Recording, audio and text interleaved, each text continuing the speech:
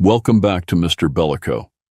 No matter where you are right now, a quiet bedroom, a long dark highway, or a city that refuses to sleep, and no matter what hour your clock is showing, midnight, 3 a.m., or the first gray light before dawn, you've arrived just in time. Tonight we travel deep into the American wilderness, where park rangers spend their lives guarding forests older than memory. They've seen things the maps don't show. Footsteps with no owner, cabins that breathe, names whispered from the trees. So turn off the lights, lower the volume to a whisper, and listen closely. Because what you're about to hear actually happened. I'd been driving long-haul trucks for the past 15 years, but nothing could have prepared me for what happened last week. My name is Carter Wainwright. I'm not the kind of guy to scare easy, but you see a lot out there on the road. This was different, real different. The morning had started like any other. I woke up in my cab at a truck stop outside Raleigh, grabbed a shower and some eggs at the diner, and checked my dispatch. New load, heading west. Standard stuff. The skies were overcast, promising rain later, but that was fine by me. I liked the sound of raindrops on the roof of my Peterbilt while I drove. Made for good thinking time. The dispatch sent me to this little factory in the foothills of North Carolina, woodworking place making furniture or something. Wasn't really my business what was in the containers, just that they got where they needed to go on time. My GPS took me off the main highways and onto increasingly narrow roads until I found myself in one of those towns that seems to exist outside of time. It was one of those places with one gas station, a half-abandoned diner, and more rusted-out trucks on front lawns than people walking the streets. Winston, North Carolina, population who the hell knows. The kind of place where everyone stares when you pull in, like they can smell the outsider on you. I stopped for diesel at the only gas station, a weathered building with one ancient pump. The attendant, an old man with tobacco-stained fingers and eyes that had seen too much, barely looked at me when I paid. Highway 38 washed out in the storm last month, he muttered, counting my change slowly. They fixed it, but you still want to be careful out that way, especially as it gets dark. I nodded, not thinking much of it. Locals always had warnings about their roads, usually amounted to nothing.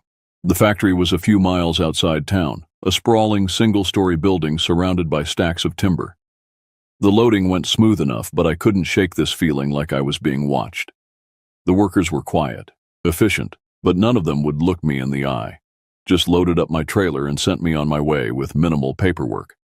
It was around 2 in the afternoon when I left, which would put me hitting the interstate by 5 or so. Plenty of time to make good progress before I needed to stop for the night. Highway 38 was exactly what the dispatcher had described, a narrow, winding road cutting through dense woods that stretched out for miles.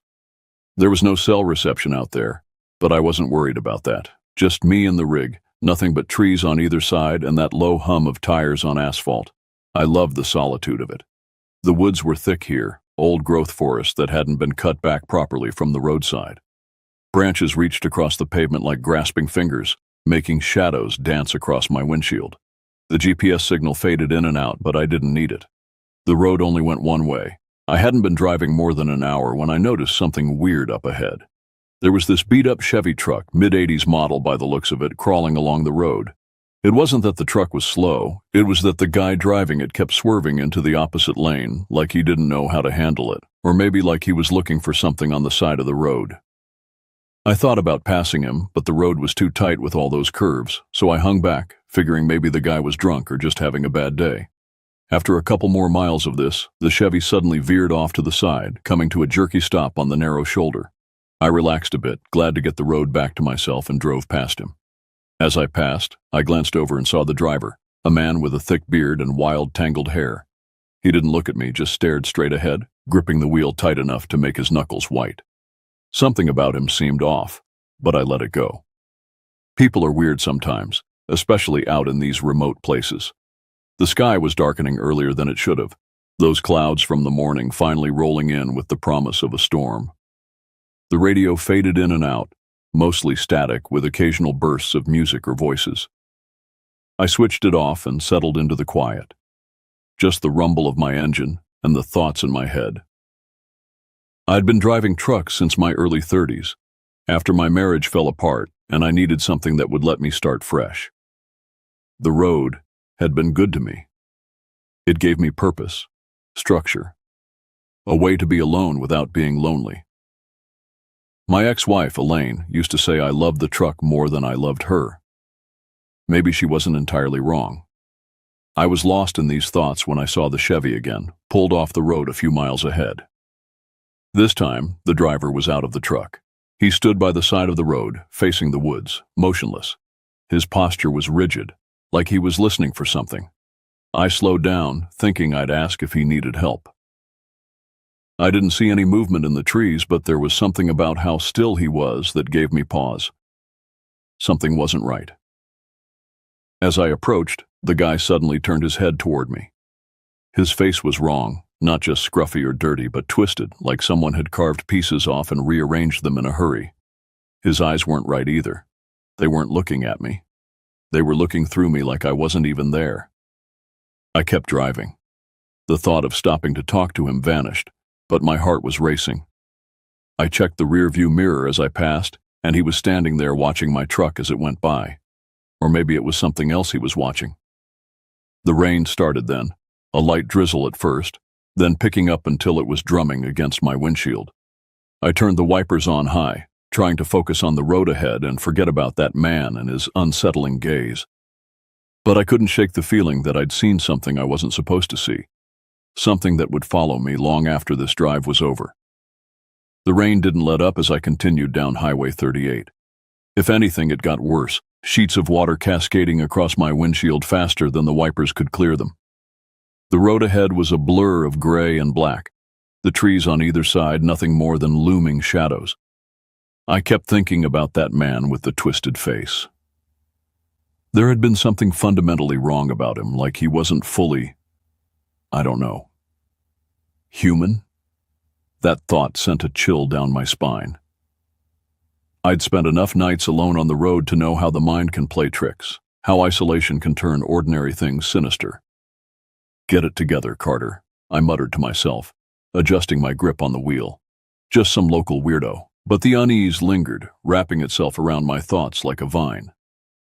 I switched the radio back on, hoping for something to break the silence, but got nothing but static.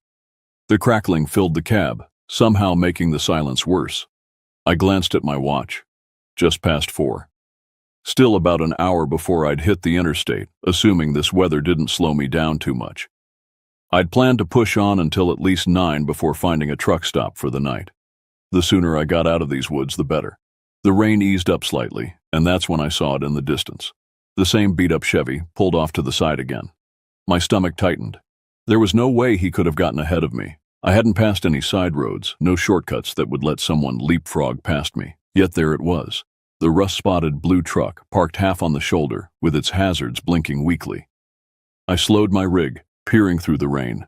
The driver wasn't visible inside the cab. I should have just kept going. Every instinct told me to floor it and leave this stretch of road behind. But something made me pull over. Maybe it was 15 years of seeing accidents and breakdowns, of knowing that sometimes the only help on these forgotten roads was from other drivers. Or maybe it was simple curiosity. The need to confirm what I was seeing was real. I stopped my truck about 50 yards behind the Chevy and sat there for a minute, engine idling, rain drumming on the roof. Through my side mirror, I could see the woods stretching endlessly behind me. No other cars had passed since I'd been on this road. Just me and whatever was waiting in that truck ahead. I grabbed my heavy mag light from under the seat. It doubled as a decent weapon if needed, and stepped out into the rain.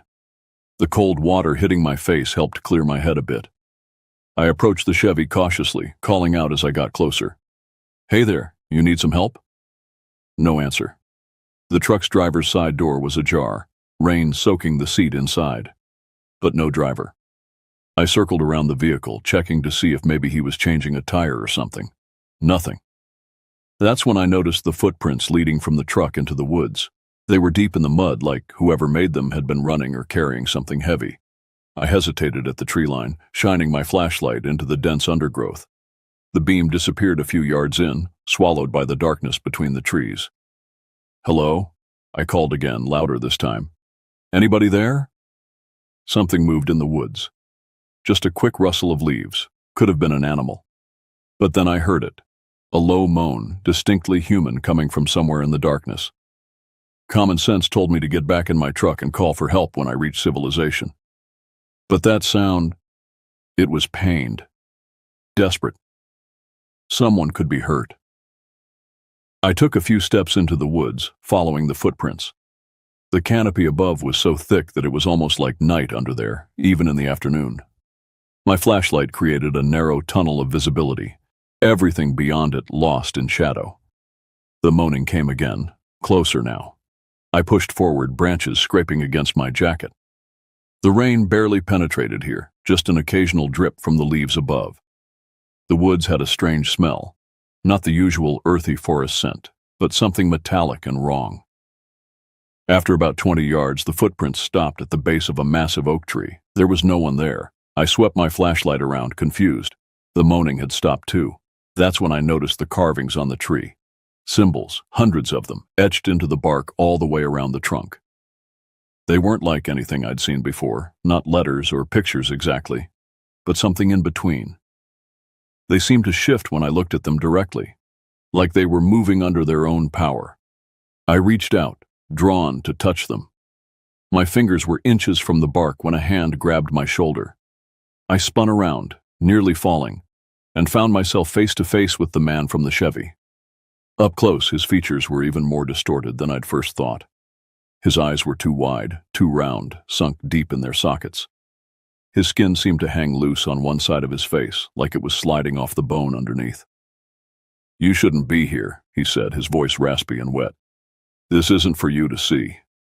I backed away, heart pounding. I heard someone hurt, was just trying to help. The man tilted his head, an unnaturally sharp movement like a bird of prey. "Help?" He seemed to find this amusing. "No help needed here, but you should go, now, before they notice you." "Before who notices me?" I asked, grip tightening on my flashlight. The man just stared, those wrong eyes boring into me. Then he smiled, revealing teeth that were filed to points. I ran. I didn't think, didn't look back, just crashed through the underbrush toward the road. Branches whipped at my face and arms, but I barely felt them. When I broke through to the pavement, I was gasping for breath, soaked with rain and sweat. The Chevy was gone. The spot where it had been parked was empty, not even tire tracks in the mud. I stood there, staring at the empty shoulder, trying to make sense of it.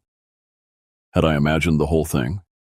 Was I losing my mind out here in the middle of nowhere? I walked back to my truck on shaky legs, constantly looking over my shoulder. As I climbed into the cab, I caught a glimpse of something moving at the edge of the woods. Just for a second, a pale shape ducking behind a tree. Then nothing. I locked the doors, started the engine, and pulled back onto the road. My hands wouldn't stop shaking. I turned the heater up, but the chill had settled deep in my bones. Something was very wrong on this road, and I needed to get to the interstate as quickly as possible. As I drove, I kept checking my mirrors, half expecting to see the Chevy appear behind me. But the road remained empty, just me and the rain and the darkening sky. And the growing certainty that whatever I'd encountered in those woods wasn't something I could explain away as just another roadside weirdo. The symbols on that tree kept flashing in my mind. I couldn't shake the feeling that I'd seen them before, somewhere, but couldn't place where. And the man's warning. Before they notice you. Who were they? What would happen if they did notice? Questions without answers, piling up like the miles behind me.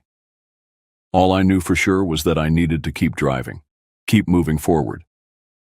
Because whatever was back there in those woods, I didn't want it following me. I'd been driving for another half hour, the rain finally letting up, when my headlights cut through the dusk and illuminated something that made my blood freeze. The same damn Chevy. This time it was parked dead center in the road, completely blocking the narrow highway.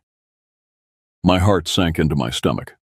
I pulled to a stop a few hundred feet behind it, engine rumbling softly in the quiet night. I turned on my hazards and just sat there for a minute, thinking. The guy had to have taken some back road or trail to get ahead of me, but how? There weren't any side roads, no intersections. And that truck, there was no way he'd beaten me there.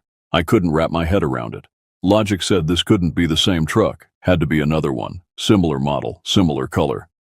But deep down, I knew it was the same. The same dent in the tailgate, the same mismatched side mirror, the same wrongness emanating from it like heat waves. I reached under my seat and grabbed the wrench I kept there. I don't carry a gun, never had the reason, didn't think I'd ever need one. I wasn't feeling so confident about that choice right now. The sun had almost completely set, the last purple streaks of daylight fading from the sky. In the growing darkness, the woods on either side of the road seemed to press closer, listening, waiting. I stepped out of the cab and started walking toward the Chevy, keeping my distance. The driver was nowhere to be seen. The only sound was the faint ticking of my truck's engine cooling in the night air and the drip of water from the trees. "Hey, you all right?" I hollered out. My voice echoed through the trees and came back to me unanswered. The hair on the back of my neck stood up as I got closer to the Chevy. The truck was empty, the driver's side door wide open. Inside, the cab looked trashed, papers and fast food wrappers strewn everywhere. The seat was shredded like it had been torn apart by something with claws. There was something else too, blood. Not a lot, just some smears on the steering wheel and the dash, as if the driver had cut himself or worse. I peered into the woods beyond the truck, half expecting to see him standing there. The trees were thick, their branches twisted together like skeletal arms. The darkness beyond them was impenetrable. My instinct screamed at me to get back in the truck and leave, but I couldn't move. Not yet. Then I heard it. A rustling sound, not too far off in the woods. I gripped the wrench tighter and took a few steps closer to the tree line. That's when I saw him. The man from the Chevy was standing just inside the woods, his back to me. He was hunched over, as if he was staring at something on the ground. I called out to him again, but he didn't move. I took another step, and that's when I realized what he was standing over. It wasn't a what, it was a who. A body, limp and crumpled in the leaves, blood pooled around it, soaking into the dirt. The man didn't react to me at all, just kept standing there, silent. I took a step back. My mind raced. Was that body alive? Was it dead? And what the hell had this guy done? Panic surged through me. I was way too deep into something I didn't understand, and I sure as hell wasn't equipped to deal with it. That's when the man straightened up and turned around. His face. God. His face was even more distorted up close. Flesh hung from his jaw, in a way that made no sense, like his skin was trying to melt off but couldn't quite finish the job. And those eyes. It wasn't just that they weren't seeing me. It was like they had never seen anything human in the first place.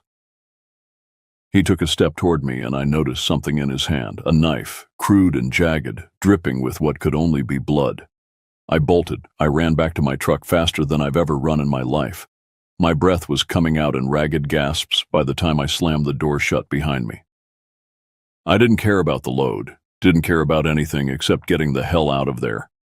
But as I fumbled with my keys, I realized I had a problem. That Chevy was still blocking the road. There was barely enough room on either side to squeeze a motorcycle through, let alone my 18-wheeler. I was trapped. The man emerged from the woods, walking with an uneven gait toward my truck. He wasn't running, wasn't in any hurry, like he knew I had nowhere to go. I started the engine and locked the doors, mind racing. There had to be a way out of this. The shoulder was too soft from the rain. If I tried to go around, I'd get stuck for sure. The only option was through. I put the truck in gear, took a deep breath, and hit the gas. My rig lurched forward, picking up speed. The man stopped walking, watching as I barreled toward the Chevy. The impact was jarring, metal screeching against metal as my bumper connected with the smaller truck's side. For a moment, I thought it wouldn't budge, that I'd just ram into it and stop. But physics was on my side. The Chevy skidded sideways, tires leaving black streaks on the pavement, until it finally toppled over the edge of the shoulder and down into the ditch. I kept going, not slowing down, even as my truck rattled and protested from the collision. In my side mirror, I could see the man standing in the middle of the road, getting smaller as I put distance between us. He wasn't chasing me, just watching. That was almost worse. I drove like hell, taking the curves too fast, knowing that any mistake could send me off the road. But fear kept my hand steady on the wheel. Fear of what was behind me, of what I'd seen in those woods. The minutes stretched like hours as I pushed my rig to its limits. Finally, I saw lights ahead.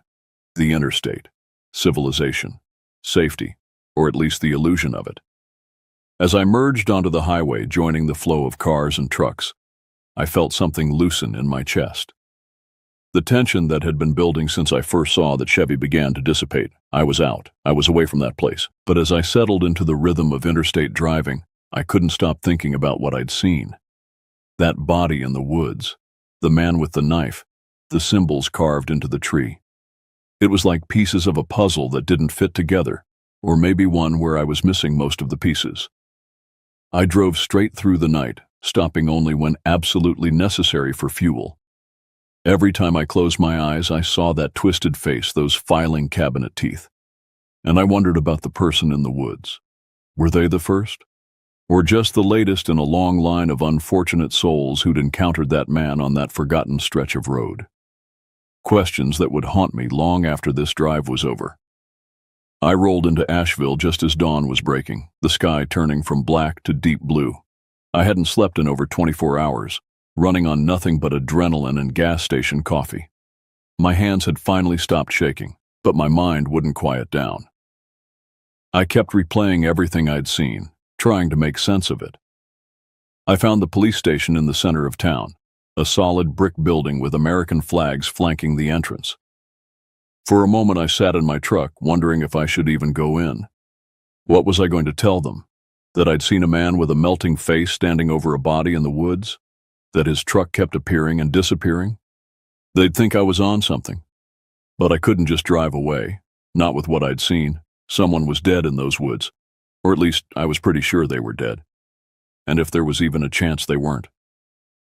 I dragged myself inside, feeling the weight of exhaustion pressing down on me. The front desk officer looked up, taking in my disheveled appearance with a carefully neutral expression. "Can I help you, sir?" I cleared my throat. "I need to report something I saw out on Highway 38. She nodded and called over a detective, a middle-aged man with a receding hairline and tired eyes. Detective Mercer, his nameplate read.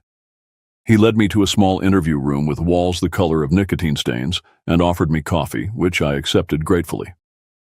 "All right, Mr. Wainwright," he said after I'd given him my information. "Tell me what happened." I started at the beginning, with picking up the load in Winston. I told him about the first sighting of the Chevy, the strange man on the side of the road. As I spoke, I found myself holding back certain details. The way the man's face seemed to shift and melt, how his truck appeared ahead of me when it should have been impossible. I wasn't ready to sound completely crazy. "And you're sure you saw a body?" Mercer asked, making notes in a small pad. "Yes, in the woods, just off the highway, where the Chevy was blocking the road. The man was standing over it with a knife." "And you hit his vehicle with your truck?" I nodded. It was blocking the road completely. I had no choice. Mercer tapped his pen against the pad, studying me. "Did you get a license plate number?" I hadn't. In all the chaos, I hadn't even thought to look. "Could you describe this man in more detail? Height, weight, distinguishing features?" "Tall, maybe 6'2", thin but strong-looking, had a beard and long, tangled hair, and his face—" I hesitated. His face was, I don't know how to describe it. Disfigured, maybe? Like he'd been in an accident or something. Mercer nodded, still writing. "And approximately where on Highway 38 did this occur?" I tried to pinpoint it, but that stretch of road had been so uniform, just endless trees and curves. Maybe 30-40 minutes east of the interstate. There was a big oak tree near where I saw him in the woods. "The one with the carvings?" Mercer asked casually. I stared at him. "You know about that tree?"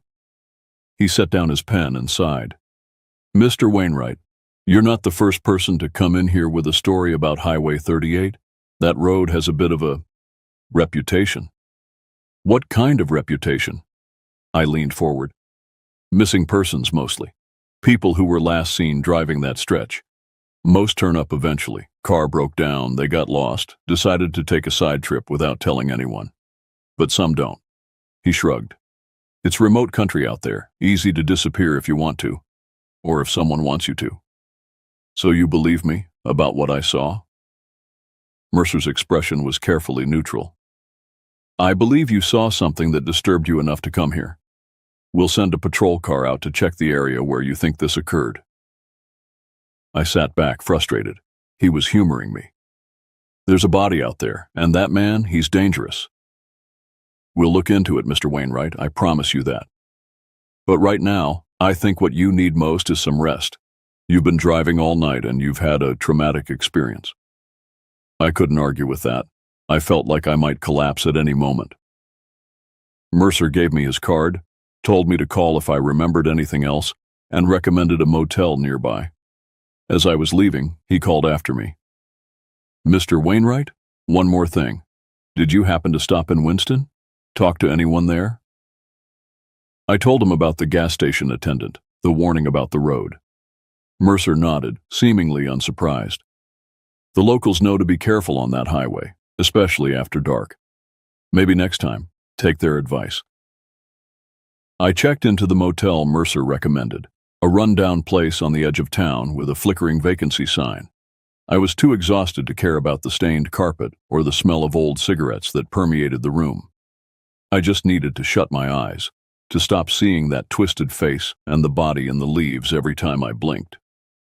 Sleep came quickly, but offered no real rest. My dreams were filled with dark woods and twisted symbols, with a truck that appeared and disappeared like a ghost. I woke up several times, heart racing, convinced that the man from the Chevy was standing at the foot of my bed. But it was just shadows playing tricks in the dim light filtering through the cheap curtains. I slept through most of the day and woke around dusk, groggy and disoriented. My phone showed 3 missed calls from my dispatcher, wondering why I hadn't checked in and where their delivery was. I'd have to deal with that, but first, I needed to know what the police had found. I called Detective Mercer, but got his voicemail. I left a message asking for an update, and then tried the station directly. The desk officer told me he was out, following up on something. Wouldn't say what. With nothing else to do, I showered, tried to make myself look less like someone who'd seen a ghost, and walked to a diner across from the motel. I wasn't hungry, but I needed to eat, to try to regain some sense of normalcy. The waitress, a woman named Darlene with kind eyes and gray-streaked hair, must have sensed something was off. She brought me extra toast with my eggs and kept my coffee cup filled without my having to ask. You passing through? She asked as she refilled my cup for the 3rd time. I nodded. Truck driver. Got delayed on Highway 38. Something flickered in her eyes. Recognition maybe, or concern. That right? Don't hear of many truckers taking that route these days. Dispatcher's idea, not mine. Trust me, I won't be going that way again.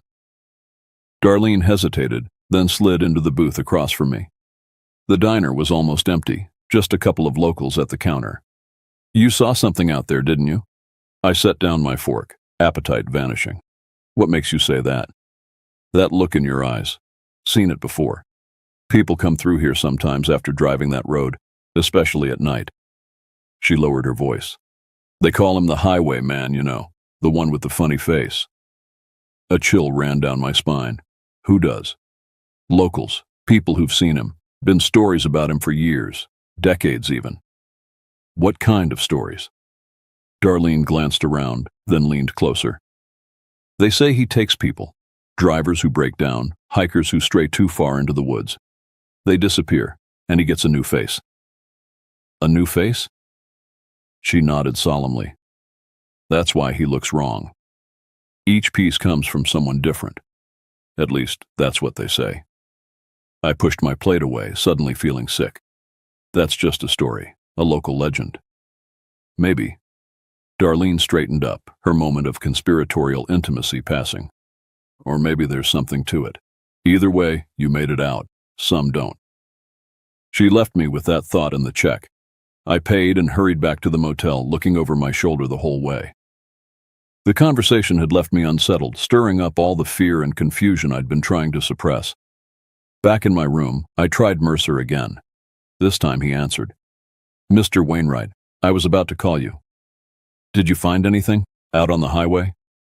There was a pause. We found blood. A significant amount in the location you described, and signs of a struggle. My heart raced. And the body? No body. But we're treating it as a potential homicide. We've got state police involved now. And the man, the one with the disfigured face? Another pause. We're looking into several persons of interest. I can't say more than that right now. What about the Chevy? I hit it pretty hard. It should have been in the ditch. There was no vehicle at the scene, Mr. Wainwright, just some broken glass and paint chips. Blue paint, like you described. Mercer's voice changed, becoming more official. I'm going to need you to stay in town for at least another day. We have more questions, and we need to take a formal statement. I agreed, though the thought of staying another night in Asheville, so close to Highway 38, made my skin crawl. After hanging up, I double-checked the locks on my door and wedged a chair under the handle for good measure. It was going to be another long night. As I lay in bed, staring at the ceiling, I couldn't stop thinking about what Darlene had said. Each piece comes from someone different. Was that what I'd seen in the woods? Was the highwayman collecting another piece for his patchwork face? It was a ridiculous thought. The stuff of campfire stories and horror movies. But then, everything about this experience had been beyond rational explanation. The truck that couldn't possibly have gotten ahead of me. The symbols that seemed to move on their own. The face that wasn't quite a face. Sleep, when it finally came, was thin and restless. And in my dreams, a blue Chevy followed me down an endless road, its headlights burning like eyes in the darkness. 3 days later, I was back behind the wheel of my truck, heading west on I-40. The load I'd been carrying was long gone. My company had sent another driver to handle it after I explained the situation. They weren't happy, but they understood. Sort of. As far as they knew, I'd witnessed a possible murder and was cooperating with police. The rest, the impossible truck, the man with the wrong face, I kept to myself. I'd spent those 3 days in Asheville giving statements to local police and then state investigators. They'd combed the area I described but found no sign of the body I'd seen. Just blood, lots of it, and drag marks leading deeper into the woods. They promised to keep looking, to let me know if they found anything. But their eyes said they didn't expect to. Detective Mercer had been the most understanding. On my last day in town, he'd taken me for coffee and told me more about Highway 38. First report I know of was in 1987, he'd said, stirring sugar into his cup. Campers heard screams in the night, found a car abandoned on the road the next morning, driver's door open, blood on the seat. Driver was never found. And since then, every few years something happens. Someone disappears. Sometimes we find evidence, sometimes not. Never enough to build a case. Against who? Mercer had just shrugged. That's the question, isn't it? Locals have their theories. Ghost stories, mostly. But whatever's out there, it's been there a long time. I'd asked about the tree with the symbols. Mercer admitted they'd found it based on my description. But the carvings looked old, weathered. Like they'd been there for decades, not days. None of it made sense. And now, as I watched the miles roll by on a different highway, headed for a routine delivery in Tennessee, I still couldn't make the pieces fit together.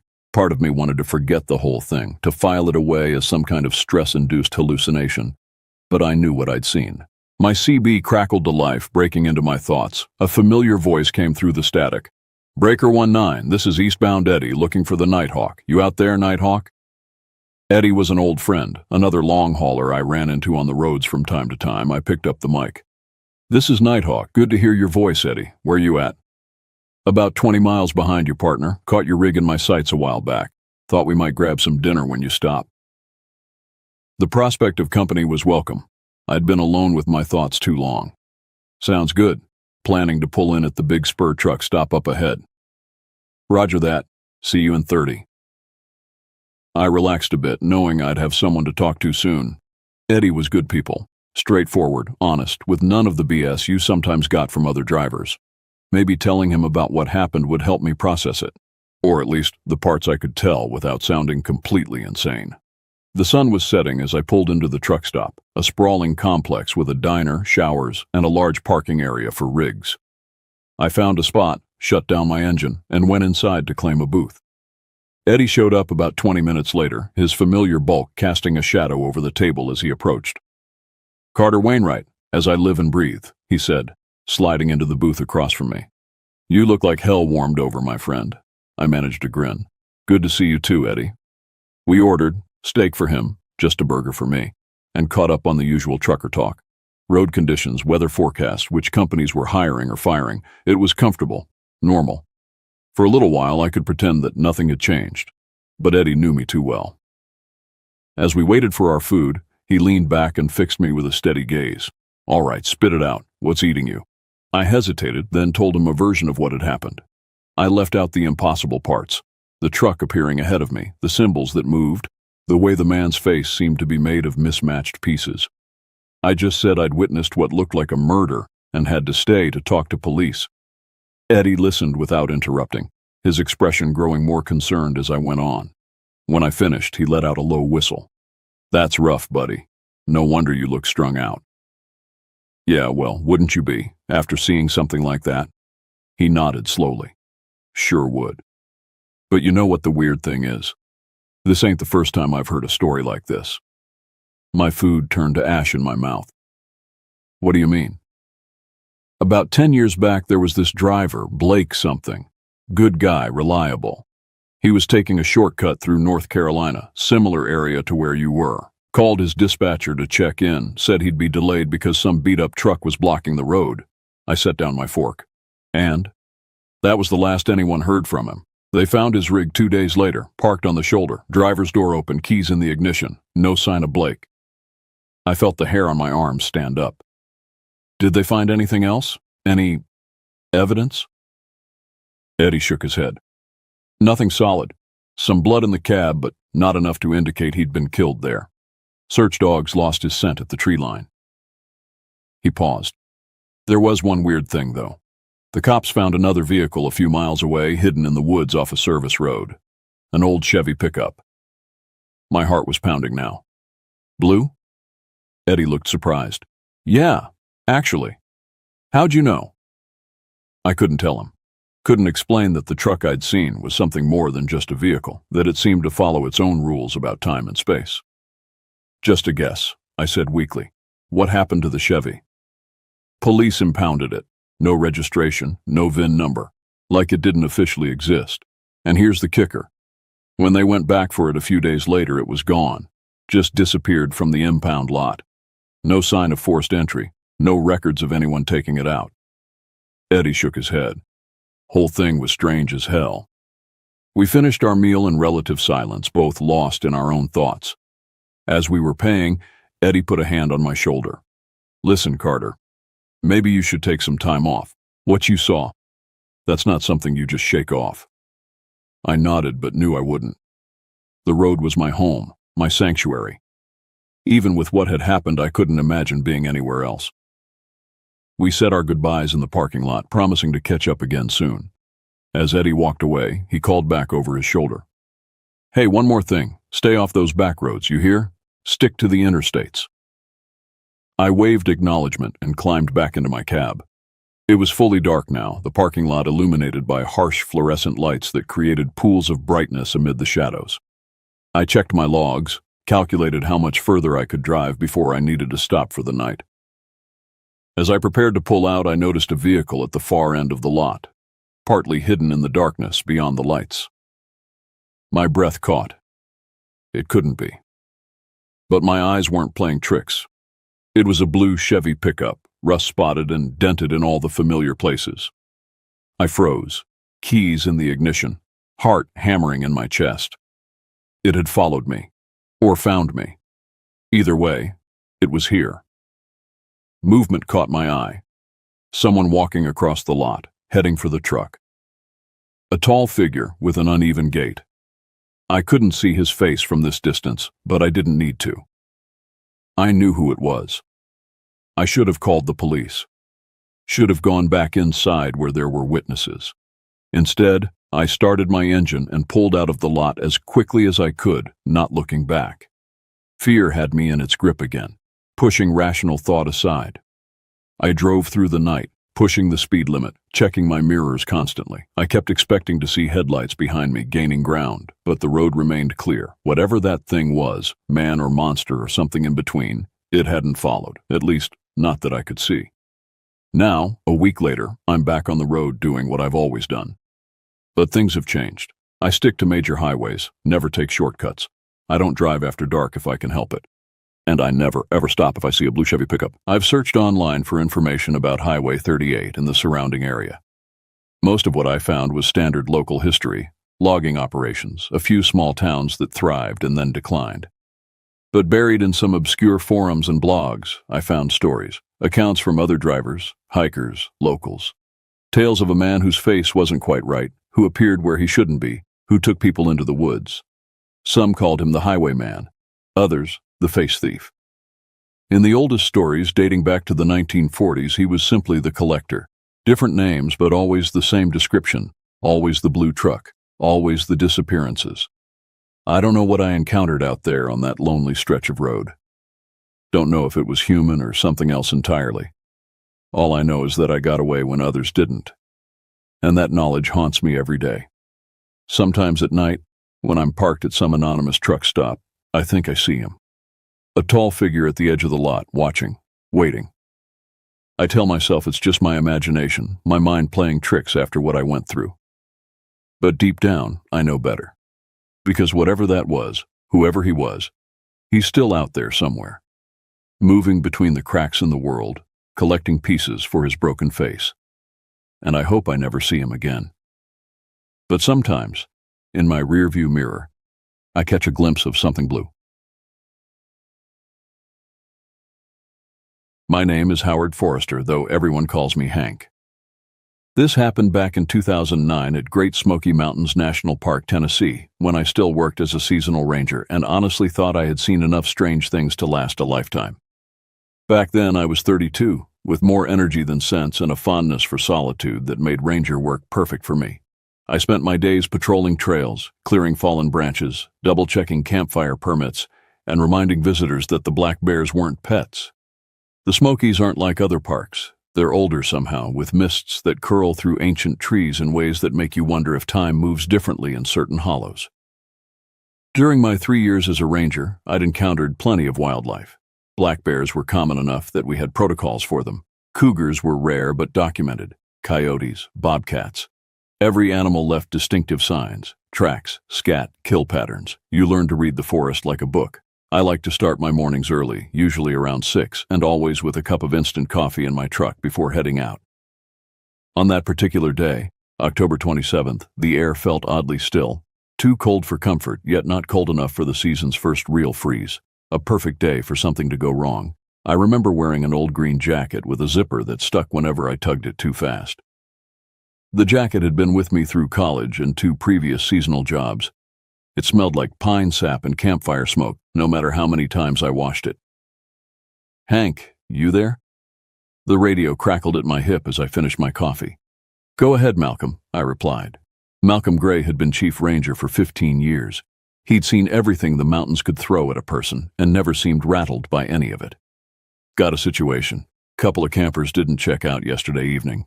Permit says they're Nathan Stevens and Laura Collins, mid-40s, experienced hikers. They signed in for the Alum Cave Trail section, planning to camp near the creek bend." Malcolm's voice had that professional flatness we all developed when something might be wrong. "You want me to look for them?" I asked, already knowing the answer. "Affirmative. They're about 3 miles in from Service Road 28. Last known location matches your patrol route today anyway." He paused. "Probably nothing, but check it out. Radio's been spotty near that ridge, so don't be a hero if you find trouble." "Roger that. I'll head there first thing." Usually this wasn't a big deal. People lost track of time, got stuck in the dark, or camped one more night. Most missing hikers were found walking out on their own, apologetic and embarrassed. Still, something about Malcolm's tone made me uneasy. I started up my truck and headed toward Service Road 28, the radio silent except for routine check-ins from other rangers. The day remained eerily still. No wind through the trees, no distant thunder, not even many birds calling. October in the Smokies typically brought crisp mornings with busy wildlife preparing for winter, but today felt muted. As I drove, I reviewed what I knew about the area. Alum Cave wasn't actually a cave, just a concave bluff about 5 miles from the main road. The trail leading there was popular with day hikers, but beyond it stretched less traveled paths where backpackers could find solitude. Nathan and Laura had apparently headed further in, toward a bend in Crawford Creek, where camping was permitted with the proper wilderness permit. The road narrowed as I climbed higher, gravel crunching under my tires. The forest pressed close on both sides, trees reaching toward each other across the narrow gap. I passed no other vehicles.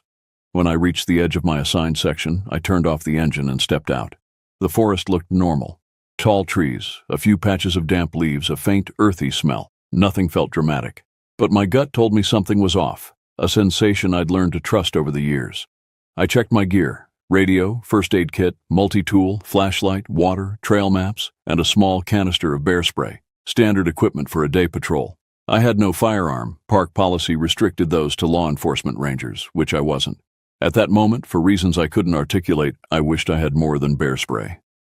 Before heading into the forest, I radioed my position to dispatch. Starting search for Stevens and Collins from Service Road 28 heading toward Crawford Creek Bend. Copy that, Hank. Check in every 30 minutes. I shouldered my pack and started down the narrow trail. The fallen leaves muffled my footsteps, creating an unnerving silence, broken only by my breathing. Typically, I enjoyed these solo hikes, but today each step felt heavier than the last. About a mile in, I noticed the first oddity: a walking stick leaning against a tree, carved with initials NS. It seemed deliberately placed, not dropped. I radioed this in, then continued forward with a growing sense of unease. The trail descended into a ravine before climbing toward a ridge that would eventually lead to Crawford Creek. The shadows deepened as the forest canopy thickened overhead. I found myself checking my watch frequently, not for the time but to confirm that reality was still functioning normally. Twice I paused, thinking I heard something moving parallel to my path just beyond sight. Each time I called out, "Hello, parkranger?" Only silence answered. After 45 minutes of hiking, I crossed a small tributary that fed into Crawford Creek. The water ran clear and cold over smooth stones. I noticed a single boot print at the edge, recent, deep, as if someone had stumbled rather than stepped. Just beyond the crossing, I found a torn strip of blue nylon caught on a thorny bush. It looked like tent material. I bagged it as evidence and continued forward, my pace quickening despite the voice in my head telling me to turn back, to radio for backup before going further. The path narrowed as it followed the tributary toward its junction with Crawford Creek. The trees here were older, their trunks twisted into shapes that seemed almost deliberate, their roots creating natural barriers across the trail. Twice I had to climb over fallen logs that hadn't been there during my patrol the previous week. That's when I noticed the footprints, not the orderly impressions of hikers following a trail, but scattered prints that veered in multiple directions, as if someone had run without any clear destination. Near them lay a broken tent pole, its aluminum shaft bent at an unnatural angle. I heard something behind me, just a twig snapping, and turned fast, heart pounding. Nothing there, just a squirrel, or maybe a wind gust moving a dead branch. I relaxed, or tried to. The creek bend should be just ahead. I checked my watch, 9:17 a.m. The morning seemed to have stretched into eternity, yet I'd been hiking less than an hour. I radioed in my position, noticing the slight static that indicated weakening signal strength. Approaching the creek bend now, found signs of disturbance, broken equipment, scattered footprints. Malcolm's voice came back, partially obscured by static. "Copy, careful, backup if." I acknowledged and continued forward, unaware that in the next 20 minutes, everything I understood about the natural world would be permanently altered. After another 20 yards, I saw their tent. It stood in a small clearing set up near Crawford Creek, where the water widened into a shallow pool before continuing downhill. The sight would have been picturesque if not for the obvious signs of disturbance. The tent flap gaped open, the zipper torn from its seams. Their gear lay scattered: a half-burned lantern candle, a couple of water bottles, cooking equipment thrown haphazardly around the fire pit, and a sleeping bag that looked torn in a way that didn't feel right. The sight of that bag, shredded from the inside out, made my stomach twist. I approached slowly, calling out, "Hello, Ranger Hank Forrester here." No answer. The silence pressed in, broken only by the gentle sound of flowing water from the creek.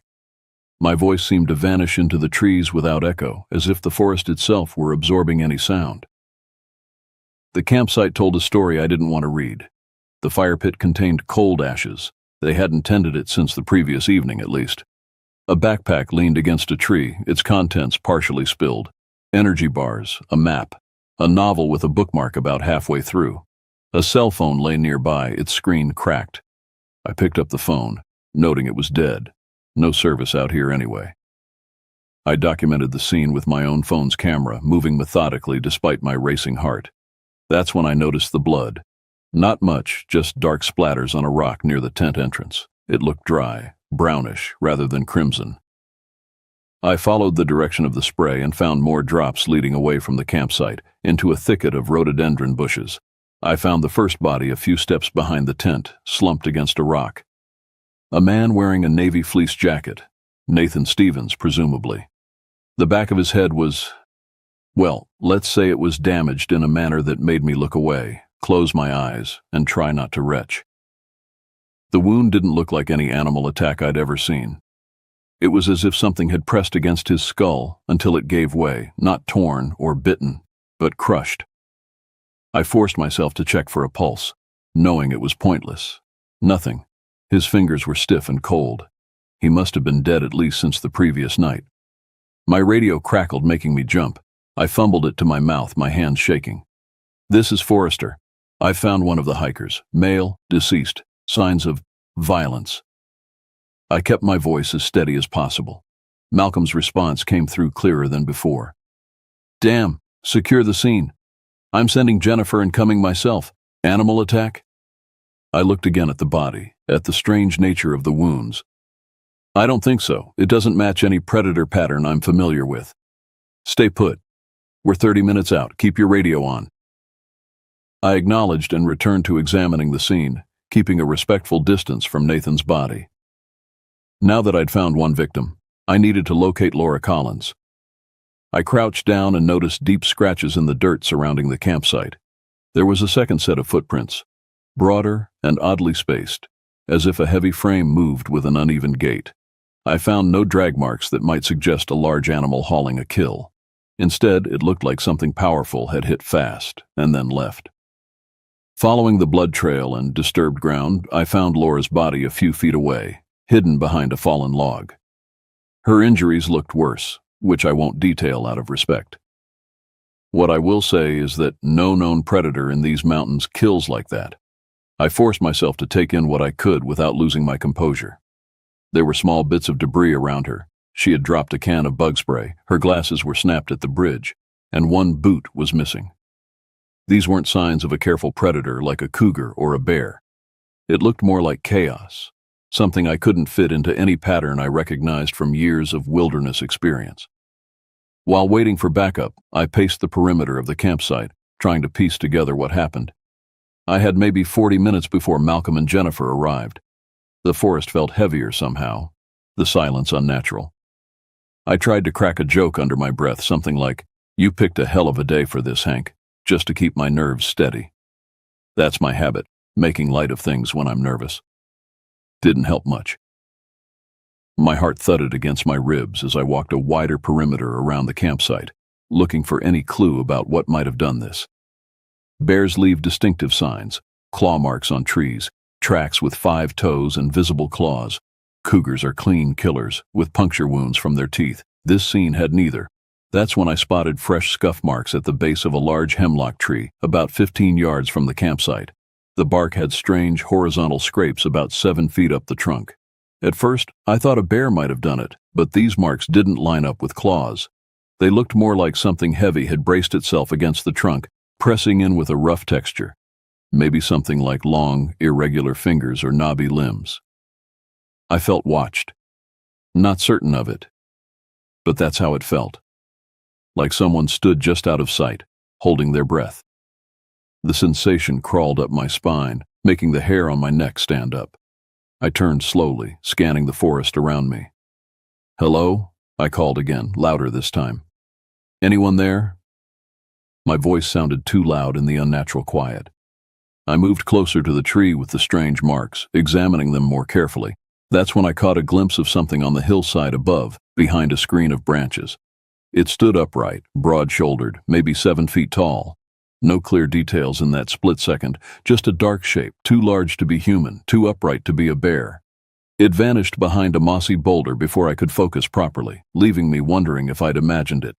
But the feeling of being watched intensified, and I bolted back toward the tent, fumbling with my radio. "Malcolm," I said, trying to keep my voice steady. "I've got something unusual here. Big. Not sure what it is." "Bear?" he asked immediately. "Doesn't look like it. Stands upright, moving fast." There was a pause before he responded. "I've got the rifle. We're 20 minutes out. Stay in the open if you can." That made me feel marginally safer, though I wished the 20 minutes would pass instantly. Time dragged as I waited, every sound in the forest making me flinch. I alternated between watching the hillside where I'd seen the shape and checking the bodies, though there was nothing more I could do for them. Eventually, I worked up the courage to walk over to where I'd spotted the figure. The ground felt damp beneath my boots, and I detected a strange odor, a bit like old mushrooms mixed with something faintly metallic. The smell wasn't overpowering, but it was distinct and unlike anything I recognized. Not the musky scent of bear, not the sharp ammonia smell of cat urine. Something else entirely. I looked closer at the ground and saw faint impressions in the soil. Not paw prints, more like deep heel marks and something that resembled a misshapen handprint, with fingers too long and unevenly spaced. I felt my hands trembling as I took photos of these details with my phone. I wished I could unsee them. When you've been a ranger long enough, you start trusting known animals. Bears, coyotes, bobcats.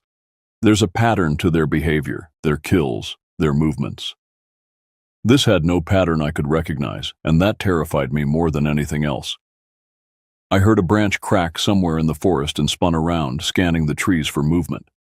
Nothing visible, but the feeling of being observed intensified. I backed toward the campsite, keeping my eyes on the surrounding forest. The waiting seemed endless, but finally, I heard human voices calling my name. Relief flooded through me as Malcolm Gray and Jennifer Wilcox appeared on the trail, Malcolm carrying his service rifle. "Over here," I called, waving them toward the campsite. "You're not going to believe this." Malcolm Gray looked exactly as he always did. Weathered face, salt and pepper beard, ranger hat pulled low over his eyes. The rifle in his hand seemed like a natural extension of his arms. Jennifer Wilcox, Jen to her friends, was newer to the service, maybe 26, with quick eyes and a reputation for staying calm in emergencies. Today, however, she looked tense, her hand resting on the bear spray at her belt. "What have we got, Hank?" Malcolm asked, his voice low and controlled as he surveyed the disturbed campsite. I led them to Nathan's body first. Malcolm crouched down, examining the wounds with a professional detachment I couldn't muster. Jen stayed back, her face paling slightly, but she kept her composure and began taking photographs with her department-issued camera. "Did you touch anything?" Malcolm asked without looking up. "Only checked for a pulse," I replied, keeping my voice as even as possible. "Bodies are cold. I'd say they've been dead since sometime last night." Malcolm nodded, then followed me to where Laura's body lay. His expression darkened as he took in the scene. "Jesus," he muttered, almost to himself. Jen took more photographs, documenting everything methodically, despite the horror of what we were seeing. "This doesn't look like any animal attack I've ever studied," she said, her voice steady but quiet. "That's not all," I said, and showed them the strange marks on the hemlock tree, the odd footprints, and described the figure I'd glimpsed on the hillside. Malcolm listened without interrupting, his face unreadable. When I finished, he simply asked, "Hank, what do you think happened here?" I shrugged, spreading my hands helplessly. "I don't know. Not a bear, not a cougar, and definitely not human." He gave me a sharp look, as if measuring how reliable my observations might be. Then he turned to Jen. "Radio for the sheriff's office and a search crew. We need more people up here." She nodded and stepped away to make the call. Her voice cracked slightly as she relayed our coordinates and requested assistance for a double homicide with unknown factors. Then the quiet fell again, broken only by the sounds of our movements as we continued to examine the scene. Malcolm knelt to inspect Nathan's injuries more closely, his expression grim. "No animal I know kills like this," he muttered. Jen walked a short distance upstream to see if the creek showed signs of footprints or other evidence. I leaned against a tree at the edge of the clearing, watching the tree line. The feeling of being observed hadn't diminished. That's when I saw it again, this time closer. It moved between two trunks, just a slight motion about 30 yards away. The shape was more distinct now, a broad torso covered in dark, patchy fur. The head looked small compared to its shoulders, almost disproportionate. I couldn't make out eyes, but I felt its gaze locked on us. The shape of it seemed off, like its limbs were too long and slightly bent in places where no joint should be. Something about its proportions suggested wrongness, as if it had been assembled from mismatched parts. I tried to call out, but my mouth felt dry. Finally, I whispered, "Malcolm." Before I could finish, that shape rushed toward us. It didn't move silently through the forest. There were snapping branches, a heavy rustling of leaves, the sound of something large displacing air as it charged. Malcolm spun around, rifle raised in one fluid motion. Jen shouted something that might have been a warning or a scream of surprise. I saw it break into the clearing, not smooth like a deer, not loping like a bear. It moved awkwardly yet fast, its legs throwing up leaves and dirt as it covered ground with impossible speed. The patchy fur revealed glimpses of grayish skin underneath, and its arms swung with a jerking motion that reminded me of a puppet with loose strings. Malcolm fired once. The crack of the rifle echoed through the trees. I heard the bullet hit a tree trunk as the creature swerved with unnatural agility. It disappeared behind a thick stand of rhododendrons, branches snapping as it passed. "What the hell was that?" Jen's voice shook as she backed toward us, her bear spray now in her hand. I wanted to say something clever or reassuring, but I only managed, "I have no idea." My hands shook worse now, adrenaline surging through my system. Malcolm kept his rifle trained on the spot where the creature had vanished. "Everyone back to back," he ordered.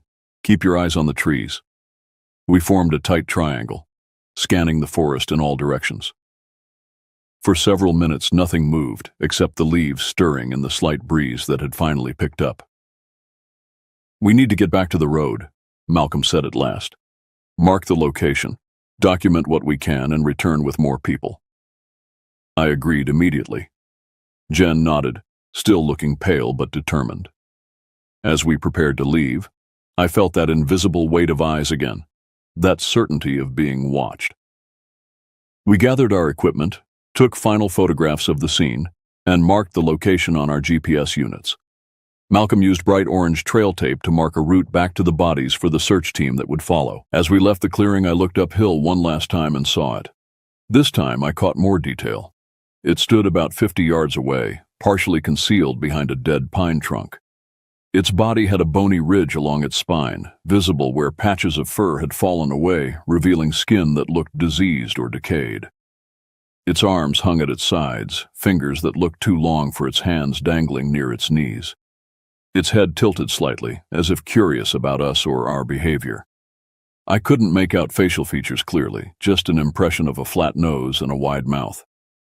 Something about its posture suggested intelligence. Not just animal awareness, but calculation. I almost tripped on a root, and when I looked up, it had slipped away again, moving silently this time. The contrast between its noisy charge earlier and its ghost-like disappearance now unsettled me further. "Did you see it?" I asked Malcolm, my voice barely above a whisper. He nodded once, his expression grim. "Keep moving. Don't look back." We moved fast, practically jogging through the woods. Malcolm kept the rifle ready, checking over his shoulder frequently. Jen stayed between us, her camera still in her hands, though I doubted she'd have time to use it if that thing charged again. No one spoke. I could feel the sweat on my back despite the chill in the air. My breath came in short bursts that formed small clouds in front of my face. After maybe 20 minutes of quick hiking, Jen stopped suddenly. "Hank," she said in a shaky voice, "do you smell that?" The air had that same odd odor I'd noticed earlier, musty and metallic, like old pennies left in a damp basement. The smell seemed to surround us, as if we'd walked into an invisible cloud of it. Malcolm raised his hand, gesturing for silence. Then we heard a distant thump, followed by another. Maybe a branch falling. Maybe something heavy moving parallel to our path, just out of sight. We picked up speed, no longer trying to be quiet. At times my breath came so quickly I felt lightheaded, and I cursed under it, calling myself an idiot for walking in so far alone earlier. The forest seemed to press closer, the trees forming a tunnel around the narrow trail. Twice, I thought I heard movement in the underbrush beside us, but when I turned to look, nothing was visible. We reached the service road at last, the gravel surface and open sky above it feeling like salvation. Malcolm tried the radio again, getting better reception now that we were out of the deepest part of the forest. The static cleared, and a voice responded immediately, confirming that a sheriff's deputy and additional rangers were en route. While we waited, Jen asked me quietly, "You ever seen anything like that before?" I shook my head. Never, not even close. She nodded, as if that answered something deep inside her mind. "It wasn't natural," she said after a moment. "The way it moved, the proportions were all wrong." "I know," I replied, not wanting to discuss it further but unable to stop myself. "Did you see its hands? The fingers were too long and they moved independently like they each had extra joints." She shuddered visibly. "I don't want to think about it." Malcolm paced along the gravel road, rifle still at the ready, pointed at the tree line. None of us felt safe, despite being back in the open. Twice I thought I saw movement at the forest's edge. Just glimpses of that hulking silhouette shifting behind the foliage, staying hidden but keeping us in sight. "It's still watching us," I said to Malcolm as he passed me. He nodded. "I know, but it seems to prefer the cover of the trees, hasn't come into the open once." That observation should have been comforting. It wasn't.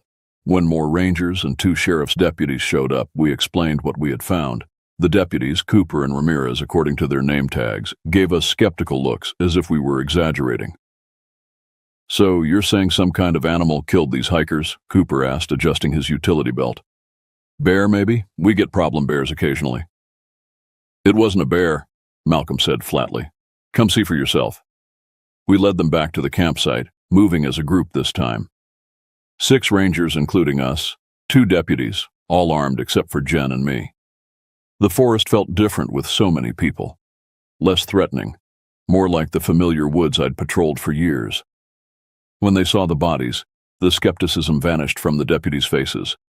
Cooper radioed for a medical examiner and crime scene technicians.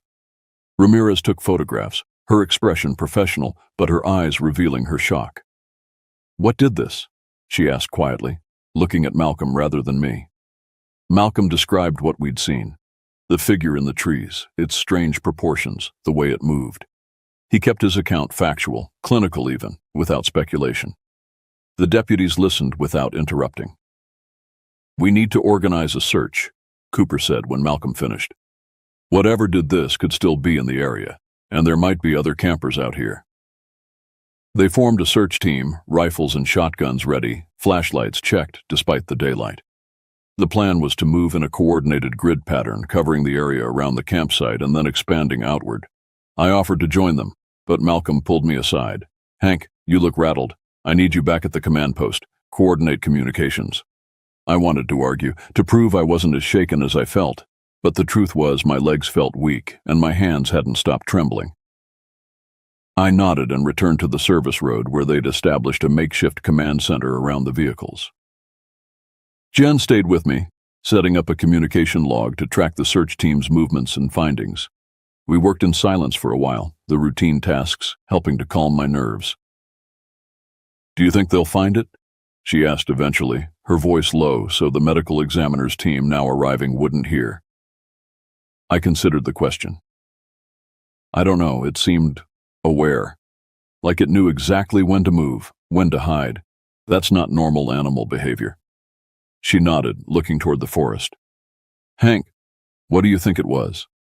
I had been avoiding that question even in my own mind. "Something undocumented," I said finally. "Has to be. Nothing known in these mountains could do what we saw." The search continued for hours. The teams reported back regularly, describing strange tracks and broken branches higher up the slope from the campsite. They found claw marks on trees that didn't match any known predator, too widely spaced, too deep in the hardwood. And they found another torn sleeping bag from a different campsite reported missing earlier that week, suggesting this wasn't an isolated incident. But they never found it. The creature, whatever it was, had vanished into the vastness of the national park, leaving only its victims and a collection of unexplainable signs. As afternoon turned to evening, the search slowed. The sheriff's deputies decided to wait until morning to continue with a larger team and better equipment. The bodies were removed, placed in black bags, and carried out on stretchers to waiting vehicles. I climbed into my truck, refusing dinner when another ranger offered to share his sandwiches. My stomach felt like a knot, and the images from the day kept replaying in my mind. I wondered if I should quit, find work somewhere with concrete under my feet and walls around me at night. Malcolm tapped on my window, his face lined with fatigue.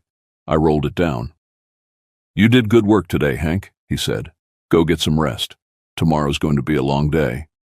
I nodded, not trusting myself to speak. He seemed to understand, giving my shoulder a brief pat before walking away. I tried to replay the day in my head, searching for some rational explanation for what we'd seen. Maybe it was a bear with mange or some deformity. Maybe the stress of finding the bodies had made us perceive something ordinary as extraordinary. None of these explanations felt satisfactory. That night, I slept in a small ranger station near the park's eastern entrance. Jen and Malcolm were there too, but we kept to ourselves, each processing the day in our own way. The station had bunk beds, a small kitchen, and locks on the doors, all comforts that seemed suddenly vital. I stared at the ceiling, hearing every little noise outside. The wind in the trees sounded like breathing. The creak of the building settling resembled footsteps. Around midnight, I thought I heard a distant thud, followed by another, like something heavy moving just beyond the tree line. But maybe my mind was playing tricks, transforming ordinary sounds into threats. Sleep came eventually, broken and filled with dreams of running through endless forests, pursued by something I couldn't see but knew was there. I woke before dawn, drenched in sweat despite the cool air coming through the partially open window. At first light, the search teams assembled again, larger now with volunteers from the nearby town and additional officers from the county. Malcolm divided them into groups, assigning each a section of the forest to cover. Maps were distributed, radio frequencies checked, weapons loaded. This time I stayed behind as Malcolm had ordered, coordinating radio calls and marking search grid sections on a large map as they were cleared. The systematic approach should have been reassuring, methodical, thorough, professional.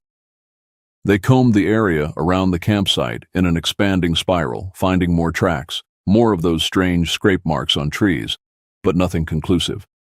No photographs, no definitive evidence of what had killed Nathan and Laura. Just a collection of anomalies that pointed towards something unknown. By mid-afternoon, the search parties had covered several square miles without success. It must have moved on, if it was ever really there at all. The official reports eventually settled on unknown predator, possibly a bear with unusual behavior patterns. The case remained open, assigned to a sheriff's detective who seemed skeptical of our descriptions, but professional enough not to dismiss them entirely. I know many people refused to believe what we reported, preferring to blame a bear or even human attackers. But those of us who had seen it knew better. The image of that creature, its wrong proportions, its watching posture, its impossible movements, stayed with me, surfacing in nightmares for years afterward. I never saw the creature again, though I remained a ranger for another 2 years before finally leaving the service. During those years, I never walked into the woods with the same easy confidence I'd once had. Every shadow might conceal something watching. Every unexplained sound might herald its return. The memory clung to me, making my pulse race whenever I thought about it. We never caught that thing, never found a track leading out. The trees swallowed it, leaving only questions and a lingering sense of wrongness. For months after the incident, I researched obsessively, looking for similar reports or scientific explanations. I spent hours on obscure internet forums where people shared encounters with unexplained phenomena in national parks. Most were clearly fabricated thrill stories, but a few contained details that resonated with what I'd seen. mentions of creatures with disproportionate limbs, unnatural movements, and that distinctive musty metallic smell. One thing online research confirmed was how the Great Smoky Mountains National Park harbors not just natural beauty, but also unexplained mysteries and disappearances. According to a spokesperson for Great Smoky Mountains National Park, the park averages about 100 search and rescue operations every year. Some cases are resolved quickly, while others become enduring mysteries. The mountains, while vast and beautiful, can be deep and unforgiving, with hundreds of thousands of miles of old-growth forest, where it doesn't take more than a moment for a life to be forever changed. This matched what I'd experienced that day in 2009, how quickly safety can turn to danger in those woods. I found several documented cases of strange disappearances in the park. The most famous is Dennis Martin, a 6-year-old boy who vanished during Father's Day weekend in 1969, while playing with other children at Spence Field on the Appalachian Trail. Despite what became the largest search in the history of the Smokies, covering 56 square miles with 1,400 volunteers, he was never found. The only traces were reportedly a sock and shoe. Looking at these disappearances, I couldn't help but connect them to my own experience. While I'd seen something tangible, a creature that defied explanation, others simply vanished without trace. I wondered if there was a connection. The internet held other stories too. In one account, a park ranger described being part of a search team looking for a missing family of 3. They found the campsite with no signs of a struggle, but discovered strange tracks leading away from it. This eerily paralleled what I'd found at Nathan and Laura's campsite. I found that hikers in the Smokies sometimes report that sensation of being watched, even without visible proof, or glimpsing something moving around the woods in the corner of your eye. The article was discussing Bigfoot legends, but the sensation described matched exactly what I'd felt that day. That overwhelming certainty of being observed by something just out of sight.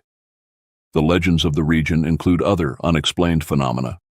The Appalachian Trail that runs through the Great Smoky Mountains has accumulated its share of mysteries and legends, including reports of strange creatures. While some might be folklore, they often cluster around the same remote areas where actual disappearances have occurred. I sometimes wonder if what I saw that day was the same thing that has taken others in the park. If that's the case, I was fortunate. Malcolm's rifle may have saved our lives, or perhaps we simply weren't its target that day. In the years since my encounter, I've moved away from the mountains, working as an environmental consultant in Nashville. I don't hike alone anymore. I've told my story to a few trusted friends, but most people hear the sanitized version, that I left Ranger Service after witnessing a bear attack, which is what the official report eventually settled on. But I know what I saw. And on certain nights, when the wind moves through the trees outside my window in a particular way, I remember that shape watching us from the hillside, its head tilted in curiosity, its 2 long fingers hanging at its sides, and I wonder if it's still there in the deep forests of the Smokies, waiting for the next hiker who strays too far from the trail. Some mysteries are better left unsolved, but I can't help thinking that if I'd had a camera that day, or if smartphones with decent cameras had existed back then, maybe I'd have evidence of something science has yet to classify. Or maybe I just have a blurry photo of shadows and trees, another inconclusive piece in the puzzle of what lurks in those ancient mountains. Either way, the memory remains vivid. The bodies, the strange tracks, the creature watching from the trees, a moment when the familiar world tore open just enough to reveal something unexplainable beneath. I still get Christmas cards from Malcolm and Jen every year. None of us mention that day. But in Malcolm's last card, he included a news clipping about another disappearance in the park, with a single question mark drawn in the margin. Some things don't need explanation between people who've witnessed them together. If you ever find yourself hiking in the Great Smoky Mountains, stick to the marked trails, tell someone your route, and be back before dark. And if you ever feel that sensation of being watched from just beyond the tree line, don't dismiss it. In those ancient forests where mist clings to the valleys and shadows deepen too quickly at dusk, there are things that science has yet to catalog. Things that move quickly when they need to, but are patient enough to wait for decades between glimpses. After all, the mountains have been there for millions of years. Whatever lives among them has learned to be patient. My first night back on duty, and it already felt like the beginning of some small-town horror story. It was 1993, and I was parked on the side of a dirt road in Wainwright, North Dakota.